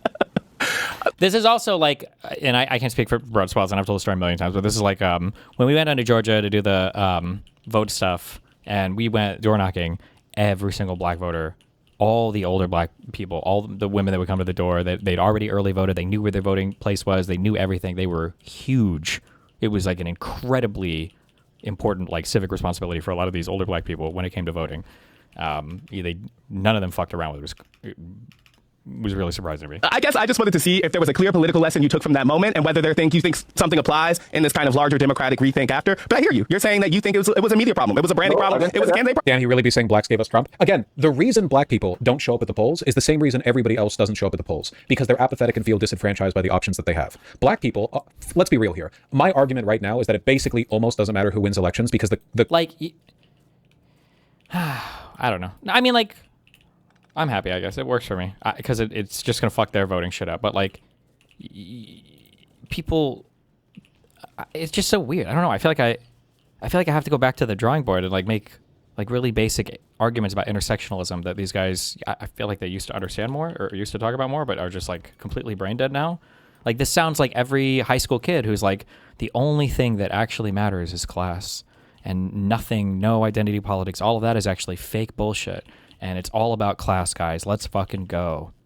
The crash course that America is on is going to continue no matter what. Black people have been making this argument for decades. It's kind of like an Afro-pessimist sentiment. And for the most part, they've been right. No matter who wins, local, state... That might be the least true statement that I have ever heard in all of American political analysis. Black people are absolutely... I know he didn't necessarily mean it, maybe, I don't know. Black people are absolutely not both sidesing our elections in the United States. Black people are fiercely loyal Democratic Party voters. Fiercely loyal. To pretend that black people think... Now, he might be thinking of, like, the African immigrants that come over and do politics, or your Breonna Joy Grays, or your other types of, like, weirdo DSA socialist types of black people, or your young black college kids or whatever. But, like, most black people are fiercely... I mean, you can just go look at the breakdown in voting demographics. For federal, black people have continued to get fucked over. Like, the black community has not been enriched at all since the civil rights movement. The average black wealth in America is like $5 per household. Like, nothing has changed. They've been promised the world, the moon, time and time again. They even got their first black president, and nothing changed. Don't get me wrong. Republicans are still far more racist than Democrats. The problem is that the underlying forces that are ensuring continued black racism against black people, systemic deprivation, are much more fundamental than the top-level cultural issues we engage with, right? True. The George Floyd protest happened. George Floyd was murdered. BLM protest. Hundreds of millions of Americans participated in some form or another. What happened after BLM? Biggest protest ever, by the way. What happened after BLM? They got their first black president. Bro, this damn. Change for black people. Nothing. So I would say that black Americans have been given plenty of reason to be pessimistic and feel disenfranchised. Yeah, and you know what Kamala Harris was? She was a nothing candidate. If black people looked at Kamala Harris and thought she was a nothing candidate, they were right to think that. They were right to think that. It's correct. It's true. The Democratic Party continuously fails its voters and does a bad job advocating for them. Clyburn is a perfect example of this. Dude is like the most fucking entrenched deep state centrist fucker in the party, or at least one of them. He is the reason why the Democratic Party is the way it is, standing for nothing. And then he goes on a podcast and blames black people for a Democrat not beating a Republican. Are you insane? They said that. The media had nothing to do with that 59%. If that 59% had been 69%, she would have won. I guess, so is the argument that black people let Kamala Harris down? Oh, in many instances, absolutely. The idea that they did a bad job appealing to people never even occurs to him. It never even occurs to him because they hate stupid. It's like the number one thing a person should think about when running a campaign. How do I make people want to vote for me? But to them, it's not even a consideration. Not even slight. Never even crosses their mind. You know it. It's incredible. It's genuinely inhuman. It's inhuman. I cannot imagine feeling this entitled to people's votes. I cannot imagine being as powerful and influential as fucking Clyburn and being so contented with my power that I will go on podcasts and blame black people. You will never, ever, ever, ever, ever understand. You will never understand how much progressives will never forgive black people for Bernie, okay? You'll never understand it, okay? That's a rage that very few people understand. For a Republican, for Trump winning and never even consider the possibility that we might be doing a bad job appealing to voters. It is genuinely unfathomable to me. You don't show up to vote, what are you doing? Is there no valid reason why black voters could not have felt heard by the last Democratic election? Is there no valid reason that There might be. I'd like to know what it is. Fucking incredible. Totally incurious. It's your job to know. It's your job to know. Oh, I'd like to know. Oh, I've never heard any arguments for why Kamala Harris might have been a weak candidate. Would you like to share some with me? Oh, yeah, I'm like a DC insider and have been for nearly a fucking century. Could you share some? I've never heard any. He's so out of touch. Yeah, want to know how out of touch he is? Clyburn is so out of touch. It's the non-binary, pansexual, furry market socialist on Vaush's stream that supported the jobless woman for the Seattle mayor, whatever, that woman. These are the people that are in touch with Black America. Yes. About AI, there's so much that it's changing in terms of the future of work and our economy. Do you use AI? Have you ever used an LLM? No.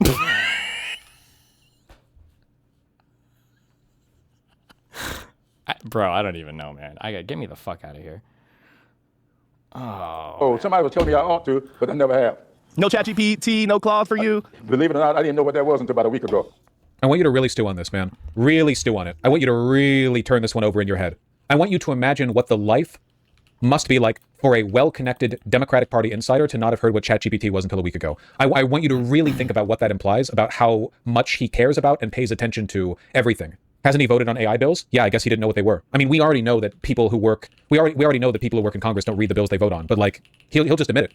He cares that little. He'll just admit it. He'll be, oh. One of the things you got to be careful of too, that I'm speaking a little bit of turn, I guess, but like, there is, I've talked about this before.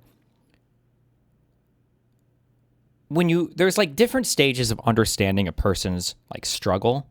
And sometimes it feels like people like wear the mask of understanding because they're trying to signal to a group that they belong there, or maybe even they think it's like what they're supposed to do, but they never like actually learn actually have the empathy to understand the people's struggle. And sometimes I think it's why white progressives can get in trouble with like, sometimes there's a guy, like I've heard these complaints before.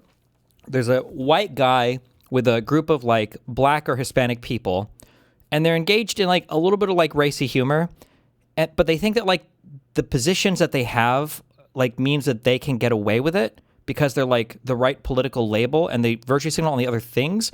But I don't think they realize that you need a high degree of like genuine empathy and understanding to reach this position of like you can fluidly like talk about or joke about stuff related to issues with these groups of people where people genuinely feel like you have some understanding of it. Like Vaush is this guy right now. Fuck, what it's Gordon and Emily, this is Chris. Chris, this is Gordon and Emily Green. Chris, nice to meet you. Nice to meet you, Chris. Nice to meet you indeed. Oh, that's quite a grip. Thank you. You too, man. You ever play golf? Once. A few years ago. I wasn't very good. Gordon was a professional. It's like you're nice to black people because you're saying the right things, and it's like you're like signaling the right way, but it's like it feels like a thing because the big problem with this type of signaling too, and I think people get a feel for this. The problem with this type of signaling too is that it can flip on a dime, where if the wrong thing happens, like you are losing that person completely. Where now they hate the black people because they didn't vote for Bernie. Low information voters, right? So it's just what are you gonna do? The reason Trump won, black people. Kamala Harris ran a weak campaign. I haven't heard that before. AI? Yeah, I heard about that last week from my fucking great grandnephew. It's unbelievable. It really is. It's shocking. That means they watch zero news and probably don't look at any intel or info. I've told you this before, but like people like this, a significant number of like very old senior Democratic insiders, mostly senators, they don't watch the news. They get all of their info from the consultants and special interest groups they've developed decades-long friendships with. They literally don't watch them. They don't watch the news. They don't know anything that's going on. Their bewilderment at the real world is in part sincere. They don't pay attention at all. They are not people like us. They are not normal people. Which one? Who are you talking there? Who are you talking about, man? Careful, Jesus Christ! Just slow your roll a little bit, man. You're going too far. You're not gonna be able to come back. Watch them. They don't watch the news. They don't know anything that's going on. Their bewilderment at the real world is in part sincere. They don't pay attention at all. They are not people like us. They are not normal people. Which one? Chat GPT or whatever it is. You didn't know till a week ago. Wow, I'm jealous. You got yourself in a bubble. Let me sound strange to you. I don't know. I didn't know what that was. Okay, have you been to a data center or anything like that? Or no? Okay. I guess I'm wondering, like, with the speed of technological changes right now, with how much people are anxious about the ways AI and work might change because of it, how do you effectively legislate as a member who is distant from some of those technological shifts that are affecting folks' lives right now? I have a great staff. You know, I wish I could know everything. I don't know everything. And I don't spend my time trying to learn everything. Yeah, I don't know. I don't know. I don't know what you're supposed to do with this, really. I don't. What I spend my time doing is trying to surround myself with people who do know stuff. It's kind of funny. I'm going to be honest. I don't know much about his like legislative record or whatever. I just know I think he's considered like the most important black legislator in American politics and has been for like the past like 15 years. But the answer that he just gave is technically the correct one. Nobody has time to learn everything. It's the same answer when we had Kinzinger on here a month or whatever ago. You can't possibly keep up with everything. You have your values and your beliefs, and your job is to pick who you believe are good staffers that can, chew their way through legislation and then give you answers that represent your beliefs to, help you make a good decision on what to vote for. Like that's basically how it's how it should work ideally. But I don't think Vaush is going to like that one. What I spend my time doing is trying to surround myself with people who do know stuff. Yeah, there you go. The consultants. There you go. Like No, his staff. He said his staff, not his consultants. His staff. He's so removed from reality that he doesn't even realize what he's admitting. It doesn't even occur to him that the average person might find it repellent, that he doesn't know what he's voting on and just surrounds himself with insiders who tell him what to believe. His staff, Vaush. Yeah, he has no idea how bad this looks. Vaush. He has no idea. He has no clue whatsoever. It's not even his totally different world. Like this is the bourgeois capital democratic equivalent of an aristocrat walking through a village and talking to proles or peasants and just asking them about how they enjoyed their last feast or whatever. It's the summer solstice. Did you not enjoy the festivities? Oh, surely you laid out a golden pheasant for everyone at your house to do. Talking to people who are wearing like linen potato sacks for clothing or whatever. Like that's the equivalent of this. And you mock and you laugh, and then all the peasants stew in their hatred, but no, there's nothing they can do about it. But like this is that. The difference is that old-timey aristocrat really didn't have much of a choice but to interact with other people in a social class. Whereas Clyburn can just open a computer and learn about the whole world, and he chooses not to. It is worse than the aristocrats. I know how to legislate. I know how to build relationships. And I hire people to bring knowledge into the game that I can put to practice. Sorry, I wanted to talk about ethno-narcissism. There's a big overlap here. I feel like over the past, especially year, my big ideological war has been one internally within the Democratic Party against anti-democratic sentiment in the party. Like my pitch essentially is the reason Democrats are so weak on fighting Trump is because they have no interest in doing so. None whatsoever. People like Clyburn have no interest in fighting Trump meaningfully, because not only because they're ideologically not really opposed to Trump, but because they're so weak and stupid they wouldn't even know how if they wanted to. In my mind, what I'm fighting for is a return to liberal democracy as opposed to just like managed corporate democracy. A system where people get in on patronage, seniority, and cynical appeals to ethnic politics. I feel like I'm basically like championing liberal values here to an extent, to a democratic system that does what it says on the tin.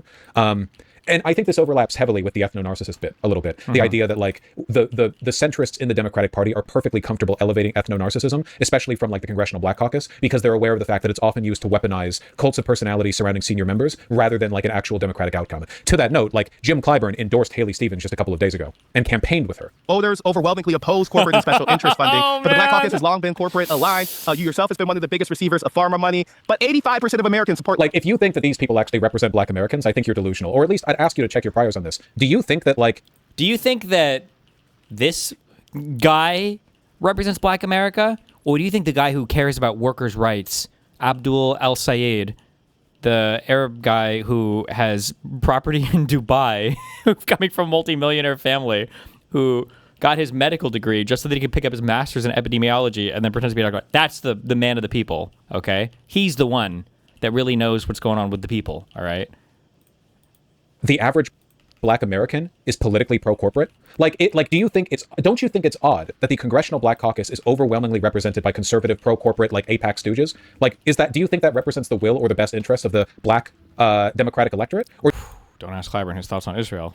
Do you think there might be something a little more cynical or MLK going on here? Candace Owens called attention to this phenomena, but she's a fucking Nazi grifter, so what the fuck?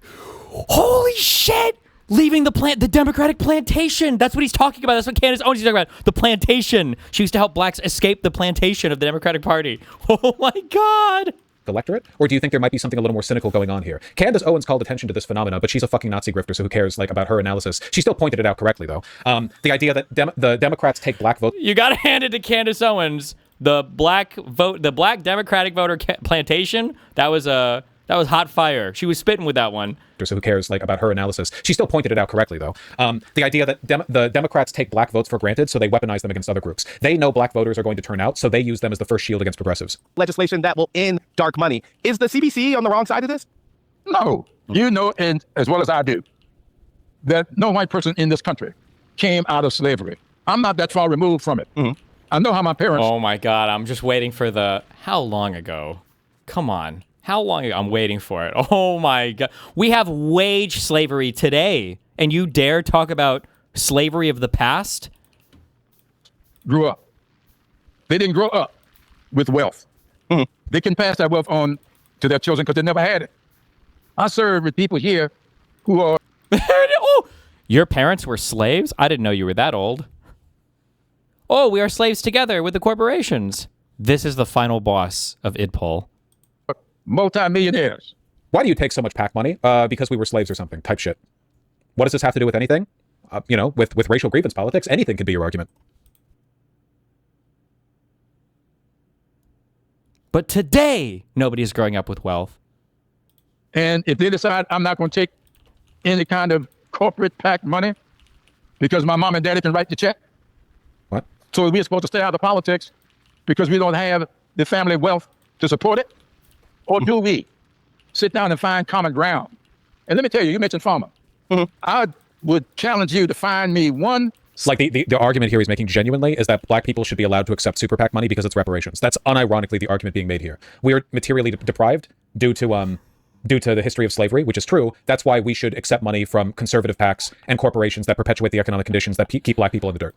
It's not a rational argument. What it is racial grievance politics. Because what he's implying here is that if you have a problem with him accepting a fuck ton of pharma money, it's because you're anti-black. Oh, you have a problem with Jim Clyburn, a dinosaur, accepting millions of dollars in corporate PACs and APAC money? Oh, what? Do you not respect the fact that black people have been historically materially deprived in America? Why are you so anti-black? Just say you hate black people. Will vote I have ever cast that farmer supported and my constituents... Just a heads up, black people weren't just materially deprived. Okay, they were also fucking slaves and weren't allowed to fucking vote. Okay, I understand that our material analysis, okay, can only go so far. I appreciate that, but it wasn't just material deprivations, okay, that impacted this group of people historically. All right, you ain't gonna find it. So you must ask, why do I get so much support from farmer? Because I am the biggest proponent of medical research that you're gonna find here. Damn, I'm sure. It ain't about voting the big pharma. It's about voting for the future health. Damn. Of people with heart disease, diabetes, cystic fibrosis, all these things that kill people that I'm trying to find cure for.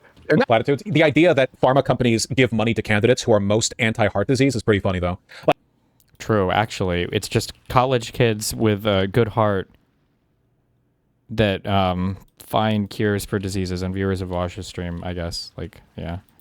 All these big corpos are fucking evil. Why is massive pharma? Why is Moderna and Pfizer giving you so much money? Oh, it's because I'm anti-heart disease. That's the reason why. That's totally the policy they're giving me money to support.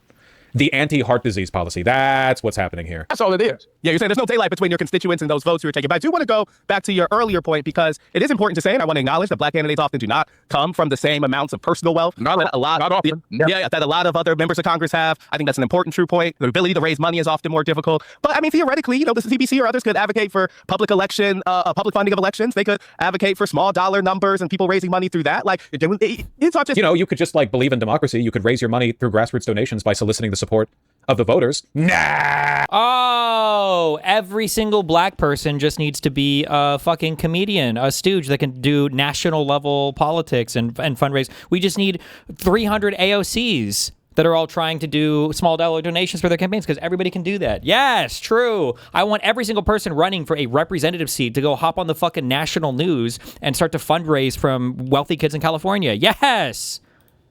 Saying, like, aren't there other avenues that they could take that will put them more... Funnily enough, you know, if you want to see people fall out of alignment with the people in their district, they're probably more likely to fall out of alignment trying to appeal to national level fundraising than to just taking money from PACs. Because if you're going to try to raise small dollar donos, you're going to have to do something to get those people to vote for you. And they might, or to donate to you. And they might not necessarily donate to you if you're only talking about or trying to appeal to issues within your district. So it's not even really a good argument for keeping the political people aligned to their districts, but, you know. Aligned with a Democratic base that's increasingly against corporate money. We do. Okay, all right, I hear you. Phenomenal. Truly phenomenal. Look at the donor list to his foundation. Listen, man, he's just anti-heart disease, okay? He's just anti-heart disease. What is this? I'm sorry. Who in it? Okay, off to a good start. Who had the slightest inclination to vote for Mamdani. There's something wrong with you. There's something wrong with you. You sick. Mamdani had a celebration down at City Hall of all the immigrants. Holy shit. Do you see the horseshoe? Do you remember when Fox News would nonstop run clips of Obama's pastor, of Reverend Wright? Where governments lie, God does not lie. Experiments put them in the lowest paying jobs, put them outside the equal protection of the law. My millennials will remember. Kept them out of their racist bastions of higher education and locked them into positions of hopelessness and helplessness. The government gives them the drugs, builds bigger prisons, passes a 3-strike law, and then wants us to sing God Bless America. No, no, no. Not God Bless America. God damn America. That's in the Bible for killing innocent people. Uh-oh. Down there. No, here's a man there he is. That hates the Constitution and that which makes us Americans. He's a Muslim, for crying out loud. He's a jihadist at core. His wife is a lesbo jihadist, Hamas supporter. I just want to say this guy's not even connected to Clyburn in any way, right? Like, it is a choice to put this black pastor in this YouTube video and on the screen after doing the Clyburn interview and then looking at the Clyburn donors and then just watching a random crazy black pastor. I don't know anything about this guy, but okay. And that which makes us Americans. He's a Muslim, for crying out loud. He's a jihadist at core. His wife is a lesbo jihadist, Hamas supporter, intifada believer. Here you nigga talking about Mamdani gonna give us a free bus ride. Hell, it doesn't matter if they're handing out free sandwiches in hell. I ain't going. Oh, guys, I'm really sorry. I know this isn't the point here. I understand that his politics are indistinguishable from that of a racist Republican, but I have to draw attention to the fact that, and you can take this as a huge L for white people, he's so much funnier than any white person with this politics would be. Like, he's humor mogging the fuck out of, what's his face from the Boondocks? That guy wouldn't be funny if he was white. Yeah, Uncle Ruckus. Dude wouldn't be funny at all if he was white. If he was just some fat white racist fuck, it'd be like, oh, great. He's a fat white racist fuck. But Ruckus is funny as shit. You know? You crazy? You get a free bus ride. Don't get a free bus. Get your ass a job. Get a job. Go to work. I don't even know, bro. Oh, my God. We're just... Free bus ride. I always want something free. He's our boy. All you got to say to get it is say, we got free food. And then we got free grocery stores. You holy shit. I haven't... What? Holy fuck, this guy's so fucking funny, dude. Holy shit. Do it, Vaush. Tell us. Should have seen a nigga jumping up and down. Oh, don't fuck. work, don't got a job, can't hold a job, ain't got no money, don't have no security. But Mamdani gonna give us a free food. Damn, I don't need you to give me no free food. I buy my own. There's something wrong with black folks. This got Moses in trouble. You think I shopped him? Sell out Oh my fucking God. I'm sorry. I don't even know if that was relevant to the segment that we're doing right here. Well, I mean, this guy's black and so is Clyburn, so it's kind of relevant, right? Make sure to put it in the YouTube video. God, that's, oh my God. I'm sorry. I'm trying really hard to take, because like, this is all really, really bad politically. Yeah. By the way, Clyburn endorsed Clarence Thomas for the Supreme Court. Did he really? Wait, did he really? Clarence Thomas, the most hit-the-right Supreme Court justice? Commissioner Clyburn. Thank you, Mr. Chairman. It's a pleasure for me to be here today to present testimony in favor of my good friend Clarence Thomas. Jesus Christ. I'm sorry, I actually didn't know that. I've known Clarence for 10 years, and I consider him to be a personal and professional friend. At what point do you begin to question whether or not this person should have a right to be a kingmaker in democratic politics? That right needs to go to Bernie Sanders, because he speaks for all Americans. You know? Like, at what point do you go, I think that you might have found out PV was responsible for 20% of all the phone bank dials made on behalf of Melat Kiros? That is awesome. Holy shit. Yeah, PV, you got to post more of your, like, phone bank dubs, because PV has been running up some crazy phone banking numbers for some of these candidates. Hey, get in on Abdullah Syed. I know there's, like, so many people are canvassing for Abdullah Syed that it's difficult to, like, crack the 10% margin or whatever, but, like, I want him to win by Assad numbers, so get in on there, okay? We had a historical number of... Don't read that aloud, but I can't call it anything else. Mr. Wynn, you can't say that. We assume... If you are black and you are in chat, I know you want to say really funny shit, but you have to remember that everyone is assumed white in the live streaming political... If I was like a black YouTuber doing watch-alongs to Naruto episodes, you could say N-word soft day in chat because everyone would assume you're black. But we are... This is a very white boy political live streaming news coverage channel. You are all assumed white. I know it's not fair. I know it's not fair. I know it's not fair. You can't say it. You can't say it. Oh my God, man. I'm sorry. I didn't realize he fucking called Clarence Thomas his good friend. Well, okay. Let's round this off. Hold on. Let's round this off with a clip that got so many people. Clarence Thomas also weaponized Idpol. Yep. His campaign called the sexual harassment allegations against him high-tech lynching, so Clyburn's right at home here. Listen, my position on this has been consistent for as long as I've been a live streamer, okay? If a person is using their demographic identity as a way of skirting past legitimate arguments, that is a massive red flag. The average person, the average regular human being, does not have consistent political views. People have biases, people have emotions, people have irrational beliefs that they construct political arguments around. People don't discover normative ethics and then build up their positions from first principles. It's very rare that people do this. Almost everyone just has a set of vague, generalized notions that they then build arguments around like a cocoon, okay? Most people are like this, politician or otherwise. I've never seen this comic before, but can Congress people compare accepting PAC money with the same way streamers believe they ethically select their sponsors? The reality is like, you should have positions as a politician, and then if there are people that want to support you because of your positions as a politician, then let them support you. Who the fuck cares? The reason why progressives try to purity test so hard around this, campaign contributions and shit, is because they don't really run any local political shit. They run all of it as like these national level popularity contests. And when you're running like national level popularity contests, you can afford to have like a no corporate PAC money, no PAC position, because all of you're able to raise an ungodly amount of money through these small dollar donors and shit. Like,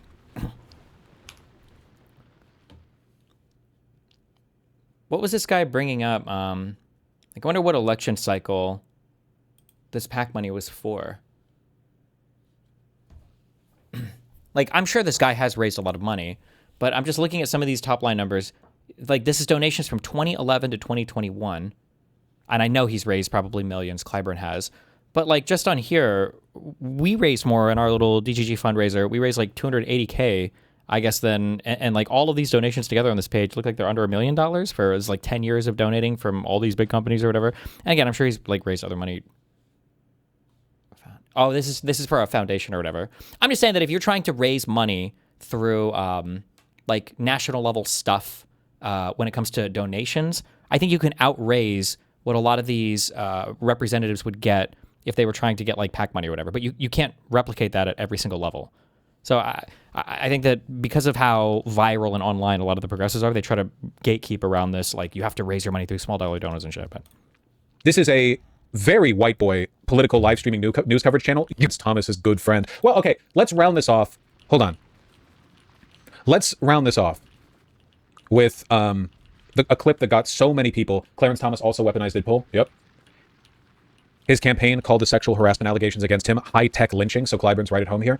Listen, my position on this has been consistent for as long as I've been a live streamer, okay? If a person is using their demographic identity as a way of skirting past legitimate arguments, that is a massive red flag. The average person, the average regular human being, does not have consistent political views. People have biases. People have emotions. People have irrational beliefs that they construct political arguments around. People don't discover normative ethics and then build up their positions from first principles. It's very rare that people do this. Almost everyone just has a set of vague, generalized notions that they then build arguments around like a cocoon, okay? Most people are like this, politician or otherwise. Careful. It's very, very, very common to use your demographic identity as an excuse to avoid a real argument. Men do this all the time. Women do this all the time. Whites, blacks, Hispanics do this all the time. The main difference is in how politically effective these arguments are and to what end they are used. You understand? So white racial grievance politics is by far the most dangerous racial grievance political bloc in America. Why? But that doesn't mean it's the only one. These arguments are by default bad. They are dangerous by their nature. It's why I've always called out racism from black people and sexism from women. Because I think the arguments themselves are bad. Hell yeah. Not because I think it's only being done it's only bad when being done by the dominant power group. It's most dangerous when being done by the dominant power group, but it's always bad. Let me round this around here at this very popular clip. At a Haley Stevens event just a couple of days ago, a Farmington school board member showed up and attracted a lot of drama. Big supporter of Haley Stevens here. And Haley Stevens is, at least according to her, a big friend of the Michigander black community. Oh, this one? Yeah, you've probably seen the clip before, but I feel like this is a good way to cap off where racial grievance politics end. I want you to ask yourself if this sounds like a Democrat to you. Oh yeah, so we're here with Angie Smith, and you're from Farmington. Hi, I'm Angie Smith. I'm from Farmington Public Schools. Top go-getter for Farmington Public School Board, been on board 11 years. I am supporting Haley Stevens because she's that candidate. We need someone that can represent all of us, not just one race, but all races. Haley has done great work in Farmington and in Farmington Hills. She knows what she's doing. And anytime you can go to a Democratic convention and be booed and walk from behind a podium and stand there while you're being booed and things thrown at you, that's our person. So let's vote August 4th for Haley Stevens. Thank you. Thank you. When you say, not just for one, what do you mean by that? Well, you feel the other candidate is... The other candidate seems to be he doesn't work a room. You have to know how to work the room. Don't come out speaking only Arabic. Don't come out with your Arabic music on. Represent everyone. My DNA is my DNI. Well, my DI, I'm Oh, shit. I got fake news. Hold on. I heard that part of this clip before. I didn't hear the part before. It's definitely not like the most politically correct statement or whatever, but in context, it actually makes a bit more sense what she's saying here.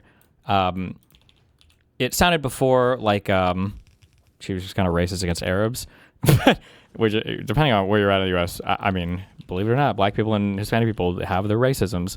But this sounds more like, I'm trying to think. It sounds mean, but it's like a land acknowledgement thing. Like if you come out and you're trying to play up some, if you were trying to appeal to people in a certain city or in a certain district or whatever, and you come out with a kafaya and you're playing fucking Palestinian music or some shit. I don't know if he actually did that. Maybe I'll say he didn't do that and she's playing up some shit. But yeah, it probably would make people feel a little bit weird. I don't know what performance this is right now. This doesn't feel like it's meant for me as a voter. It feels like it's meant for some other crowd, But I don't know if that actually happened. I haven't seen that video. music on. Represent everyone. My DNA is my DNI. Well, my DI. I'm a mother of a lesbian. I'm Puerto Rican and Cherokee with a grandfather that was a white man from Ireland. Represent us all. Don't just represent one ethnicity and one race.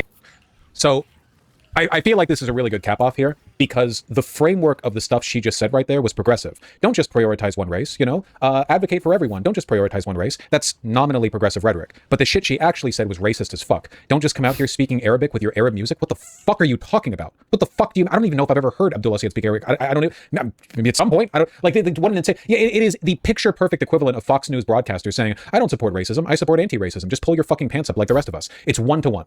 1-to-1. It's not, and I think the issue is Vaush is the thing that I was saying earlier, where you can get kind of white people that understand the words that they have to say to signal that they understand oppression and minorities or whatever. But then, I mean, when you say shit like that, I don't know what I'm supposed to think about your political engagement. That's just kind of fucking retarded. I don't know what you want me to say.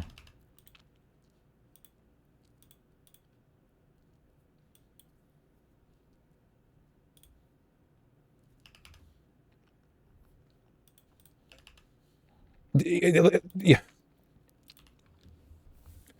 Last one, this guy's insanely racist. It's a photo, so obviously we can't keep looking at too raw, too real. The dude is literally a Mossad psyop, okay?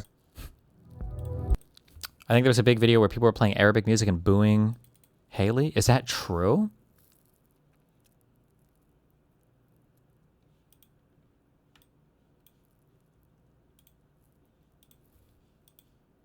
Blink me. You know, I know people get mad at me for it. I'm not. But it is objectively true that Mao Zedong and his contributions to global affairs, to history, is plenty. He is a great man of history. Oh my God, dude. This fucking toxic fuck will be our the downfall. Greatest foreign adversary now is the People's Republic of China. Okay? There would be no People's Republic of China without Mao Zedong. There it is. That's proof in the pudding. This doesn't mean that you subscribe to everything that took place in the assessment of Mao Zedong. Mine is not dissimilar to that classic trope that I deploy every now and then, that I paraphrase and mess up. Yes. He's so politically savvy. What was it like? If Mao Zedong had passed away in 1960, he would be regarded as one of the greatest minds of all time. True, Hassan.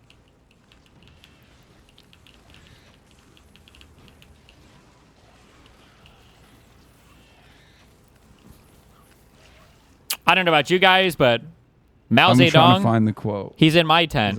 He's in my tent. You correctly.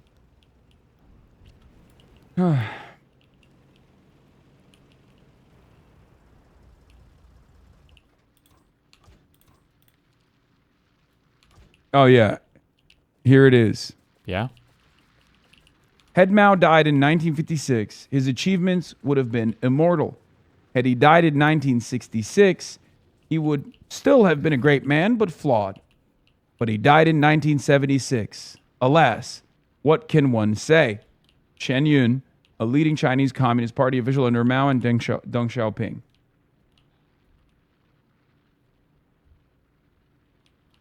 This is a fair assessment of, Mao's contributions in general. This is also closer to the contemporary Chinese assessment as well. It sometimes changes with the attitudes, with the cultural attitudes, with the political modes of governance, where, sometimes they lean heavily into Mao. Mm-hmm. It's not slanderous by any means. Mm-hmm. Okay? There were many failures within the Great Leap Forward attempts that led to crises, many deaths, many more deaths than like many excess fatalities. Cultural revolution, obviously, as well, especially led to many failures as well, many setbacks. But ultimately, the reason why 1.4 billion Chinese people do not have the same assessment of Mao Zedong as do Americans is for one reason and one reason only. It's because without Mao, there is no People's Republic of China. Glorious. Thank you. You don't have to like modern China. But you have to respect the hustle. Okay? You don't have to like the Communist Party of China to learn important lessons from Chinese history, to learn important lessons from what they're doing that we could apply here, adjusted to our own material conditions. And you certainly don't have to like the People's Republic of China to recognize that Mao's contributions to the world was plenty.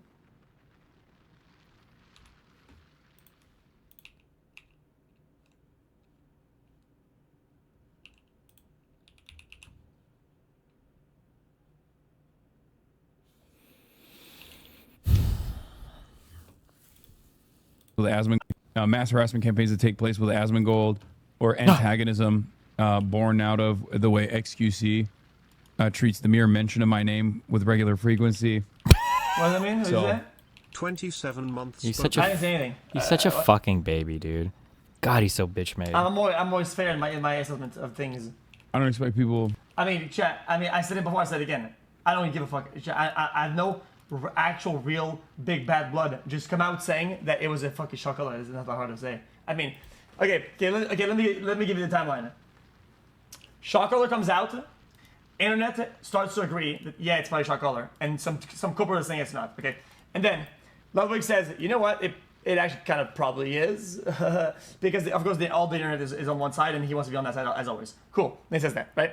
Then of course, whatever happens, then he's still on that side, right? Then I have a talk with him. He shows me something that is absolutely what we all were thinking that it was, right? I haven't got the screenshot. I didn't screenshot it because I don't want to be a weirdo, right? Absolutely is exactly what I was still talking about. What we showed, everything that was correct. Then I made him in life, blah blah, and then he comes back from TwitchCon and he flips 100%. He flips a 180 for no reason, and then it's like I don't get why. And somehow I guess that's not enough for Hassan. It has to be more. It has to be. Well, I mean, I'm just saying. I don't know why he would say that. I love it. I mean, he 180 to save him. Is that not enough? No, it's not enough. Let me show. Tell us what he showed you. Okay. What? I will be clear about it. He's gonna say it? It was in private, and you guys know how I feel about DMs or whatever. I hate leaking DMs. Okay. I'm not even leaking the DM. I was just talking with him off stream. Okay. And he asked me not to show what he's gonna show. I'm not gonna show it. Because I didn't take a screenshot because I'm not a fuckhead. Okay. But he showed me what was absolutely 100% what Hassan actually had before he changed it, right? Which was the device up close, pictured in real life, with the tape over it, with the outer layer that you can absolutely see of the round port on it, which was Where's known Dan? and is still known as the only model that have that circle port were ones that were capable of delivering shock. That's it. I don't give a fuck what anybody says. The actual device that has the plastic or the round thing, like the port or the whatever, right? Those can absolutely all shock. None of them can't. All of them can. And it had it on it with tape over it. Bang. Not the prong one. In between both sides of the prongs, there was like a charging port or whatever the fuck it was. That port only is applied on the ones that can shock, and it did have it. It was just marked with tape over it. The Boom, debunker and he strikes showed me. again. And I said, okay, look, this is that, and look on the internet. None of them has this, and I showed it to him. He said, oh, okay, and then he flipped. the Odyssey yet? You Odyssey D's nuts.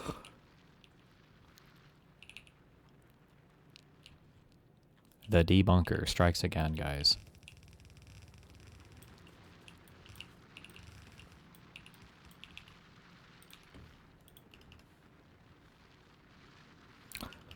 Steven Crowder made a video titled Case for Fascism. Yeah, I see. I don't care. Crowder's a fucking retard. I'm gonna go watch it tomorrow.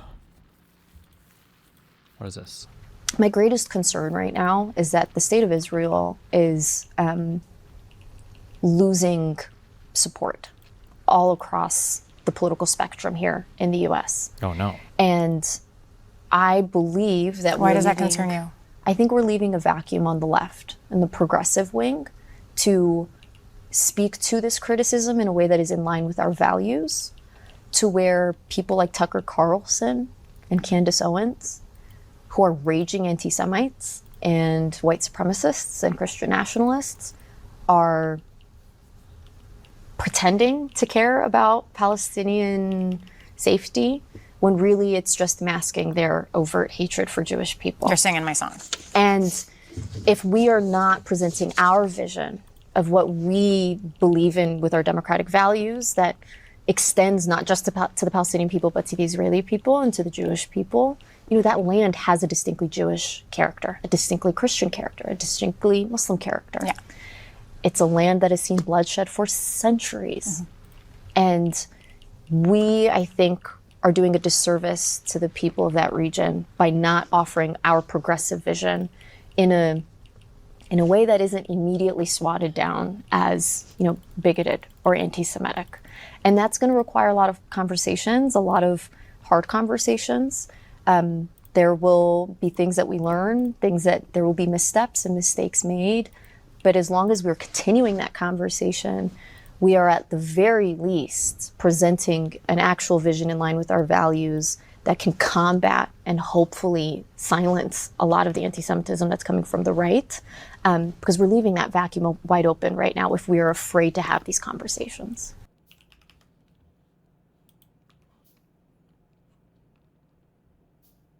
Okay.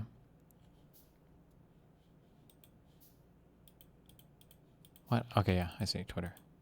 All right, anything else? TTS. Oh.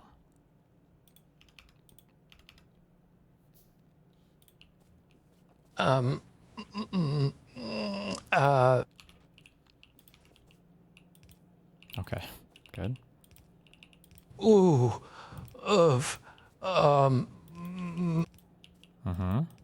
Okay. 3847405048054080540805408054. Okay. R845858JFJ8558. Okay. Oh shit, vaccine activated. 2943963285784438034. Hey, long time no see. I'm writing a report on my former friend and abuser Hassan, whom I understand you had a brief but fiery friendship with too. Multitudes of other victims have come out to talk about this, including Holmes and Kaya Stop. Hey, Destiny. As a long-time viewer, I was pretty disappointed in your response to the Professor Dave video and claims about your ties to Israel. Have you made a broader response to these claims somewhere? Mr. Borelli, thank you for the late night stream. Oh shit, hang on. Kaya Place. Anyways, I'm gonna go snark my neighbors. From the river to the sea, my apartment will be free. Inshallah. Luke Beasley versus Dean Withers woiled up twerk off ? What happens when a man wins every debate but loses every marriage? Call this the destiny paradox. Despite decades of research, no manifesto has ever been long enough to solve it.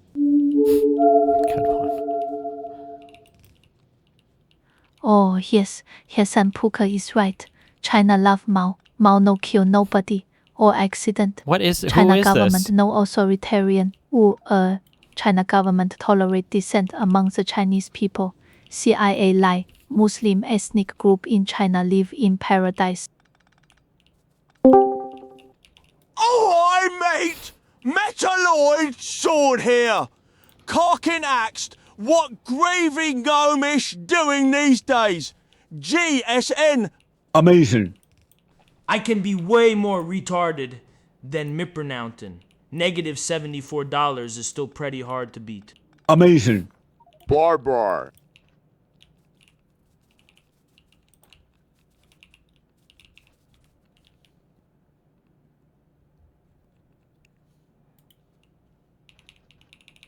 Okay.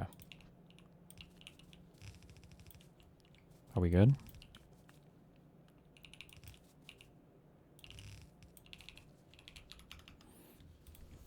Clear up what's... There's been a lot of chatter online, so I did want to just clear up what seems like a misunderstanding that some people might have. Okay, help us. Basically, in relation to the Ethan lawsuit stuff. Yeah. It is our application to enforce, and if the judge does not side with us, then the lawsuit continues. That's basically the way to understand it. That's like the simplest terms I could put it in. Application to enforce what? I don't know. So that people can understand. There's been a lot of chatter online, so I did want to... Application to enforce. A settlement agreement?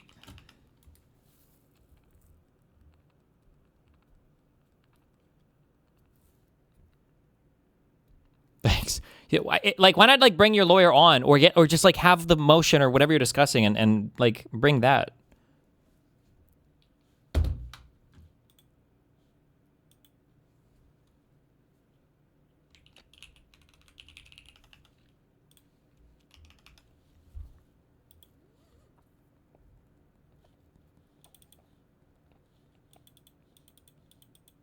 It's to enforce the settlement, basically.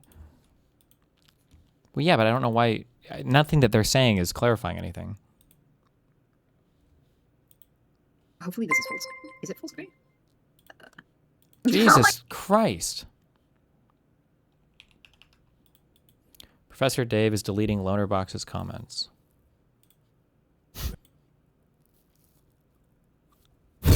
There's Rocky again. He's like live fighting, dude. Damn, so does he just, is that like his normal behavior? He posts a video and then he fights for his life in the comment section forever? Or like, how normal is that? I feel like the guy's got some, demons, maybe.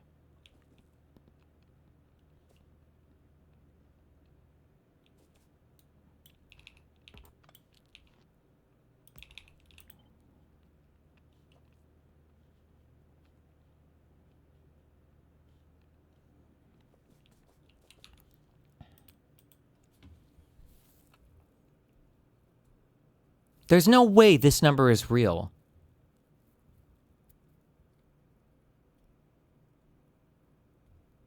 He's deleted 861 comments, and then 3,416 have gone with the thread. He's deleted 937 comments on their own. Over almost 1,000 comments?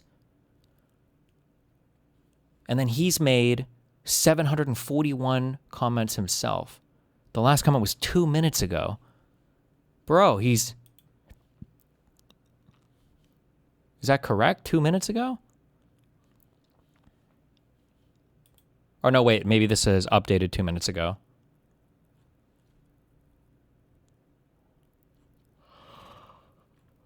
His last comment, I think, was an hour and a half ago, maybe.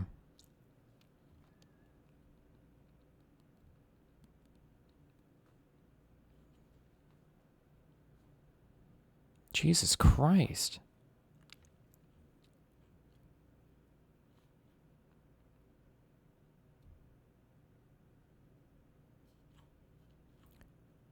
Destabilization and resource extraction in the Middle East. What the fuck? People say this all the time. What the fuck resources are you extracting from fucking Israel? This country is so resource fucked, they don't even have water. What is the...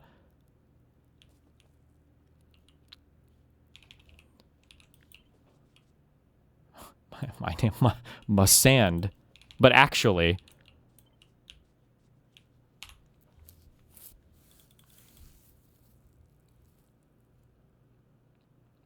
Chris Cuomo has an uncomfortable moment on air as he sets Eric Trump off into a rage.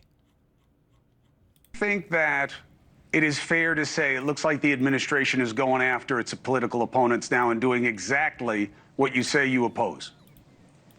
What, Comey? Because I mean, it seemed very clear to me in the congressional testimony. I don't know, just watching it, I certainly seemed like he lied to me. I mean, I'm also wondering what an FBI director is doing, taking memos from the FBI and leaking them to the New York Times. I mean, Chris, I'm a guy that hopes that the FBI director would be keeping planes from flying into buildings, you know, keeping our country safe, keeping the Western way of life safe. Instead, this guy is, you know, communicating every single day with the New York Times. I mean, I'd hope a lot better. But I find it so ironic that you're literally one that's pushing back on the weaponization of government when the very same people that were coming after us came after your brother. You know, went after your brother, you know, like hounds. I mean, they did everything they could to destroy his governorship. They did everything they could to destroy his life. They did everything they could to destroy you.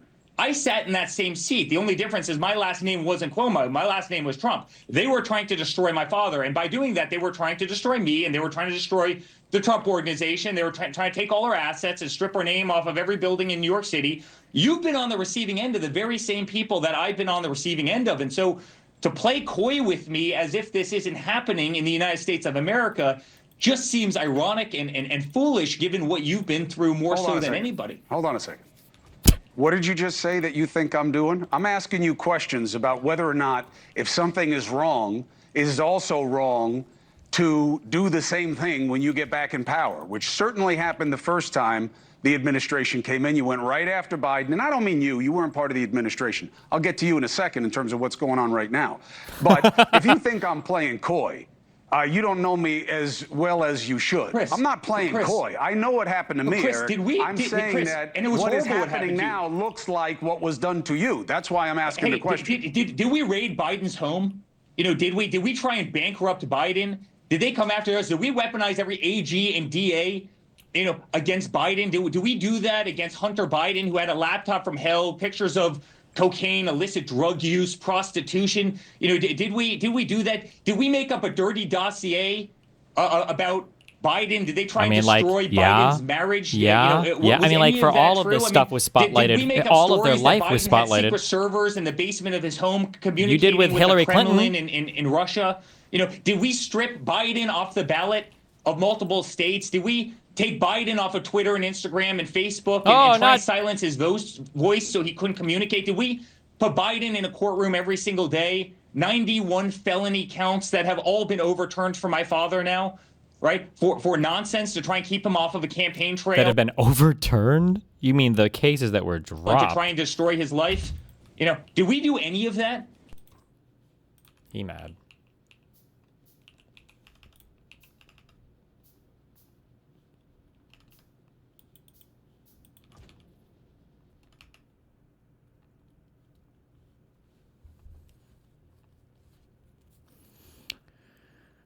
Did you hear anything back from your tweet calling out Milo Zionism during the British podcast? No.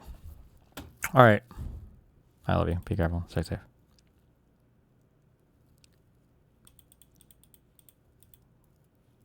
Be careful.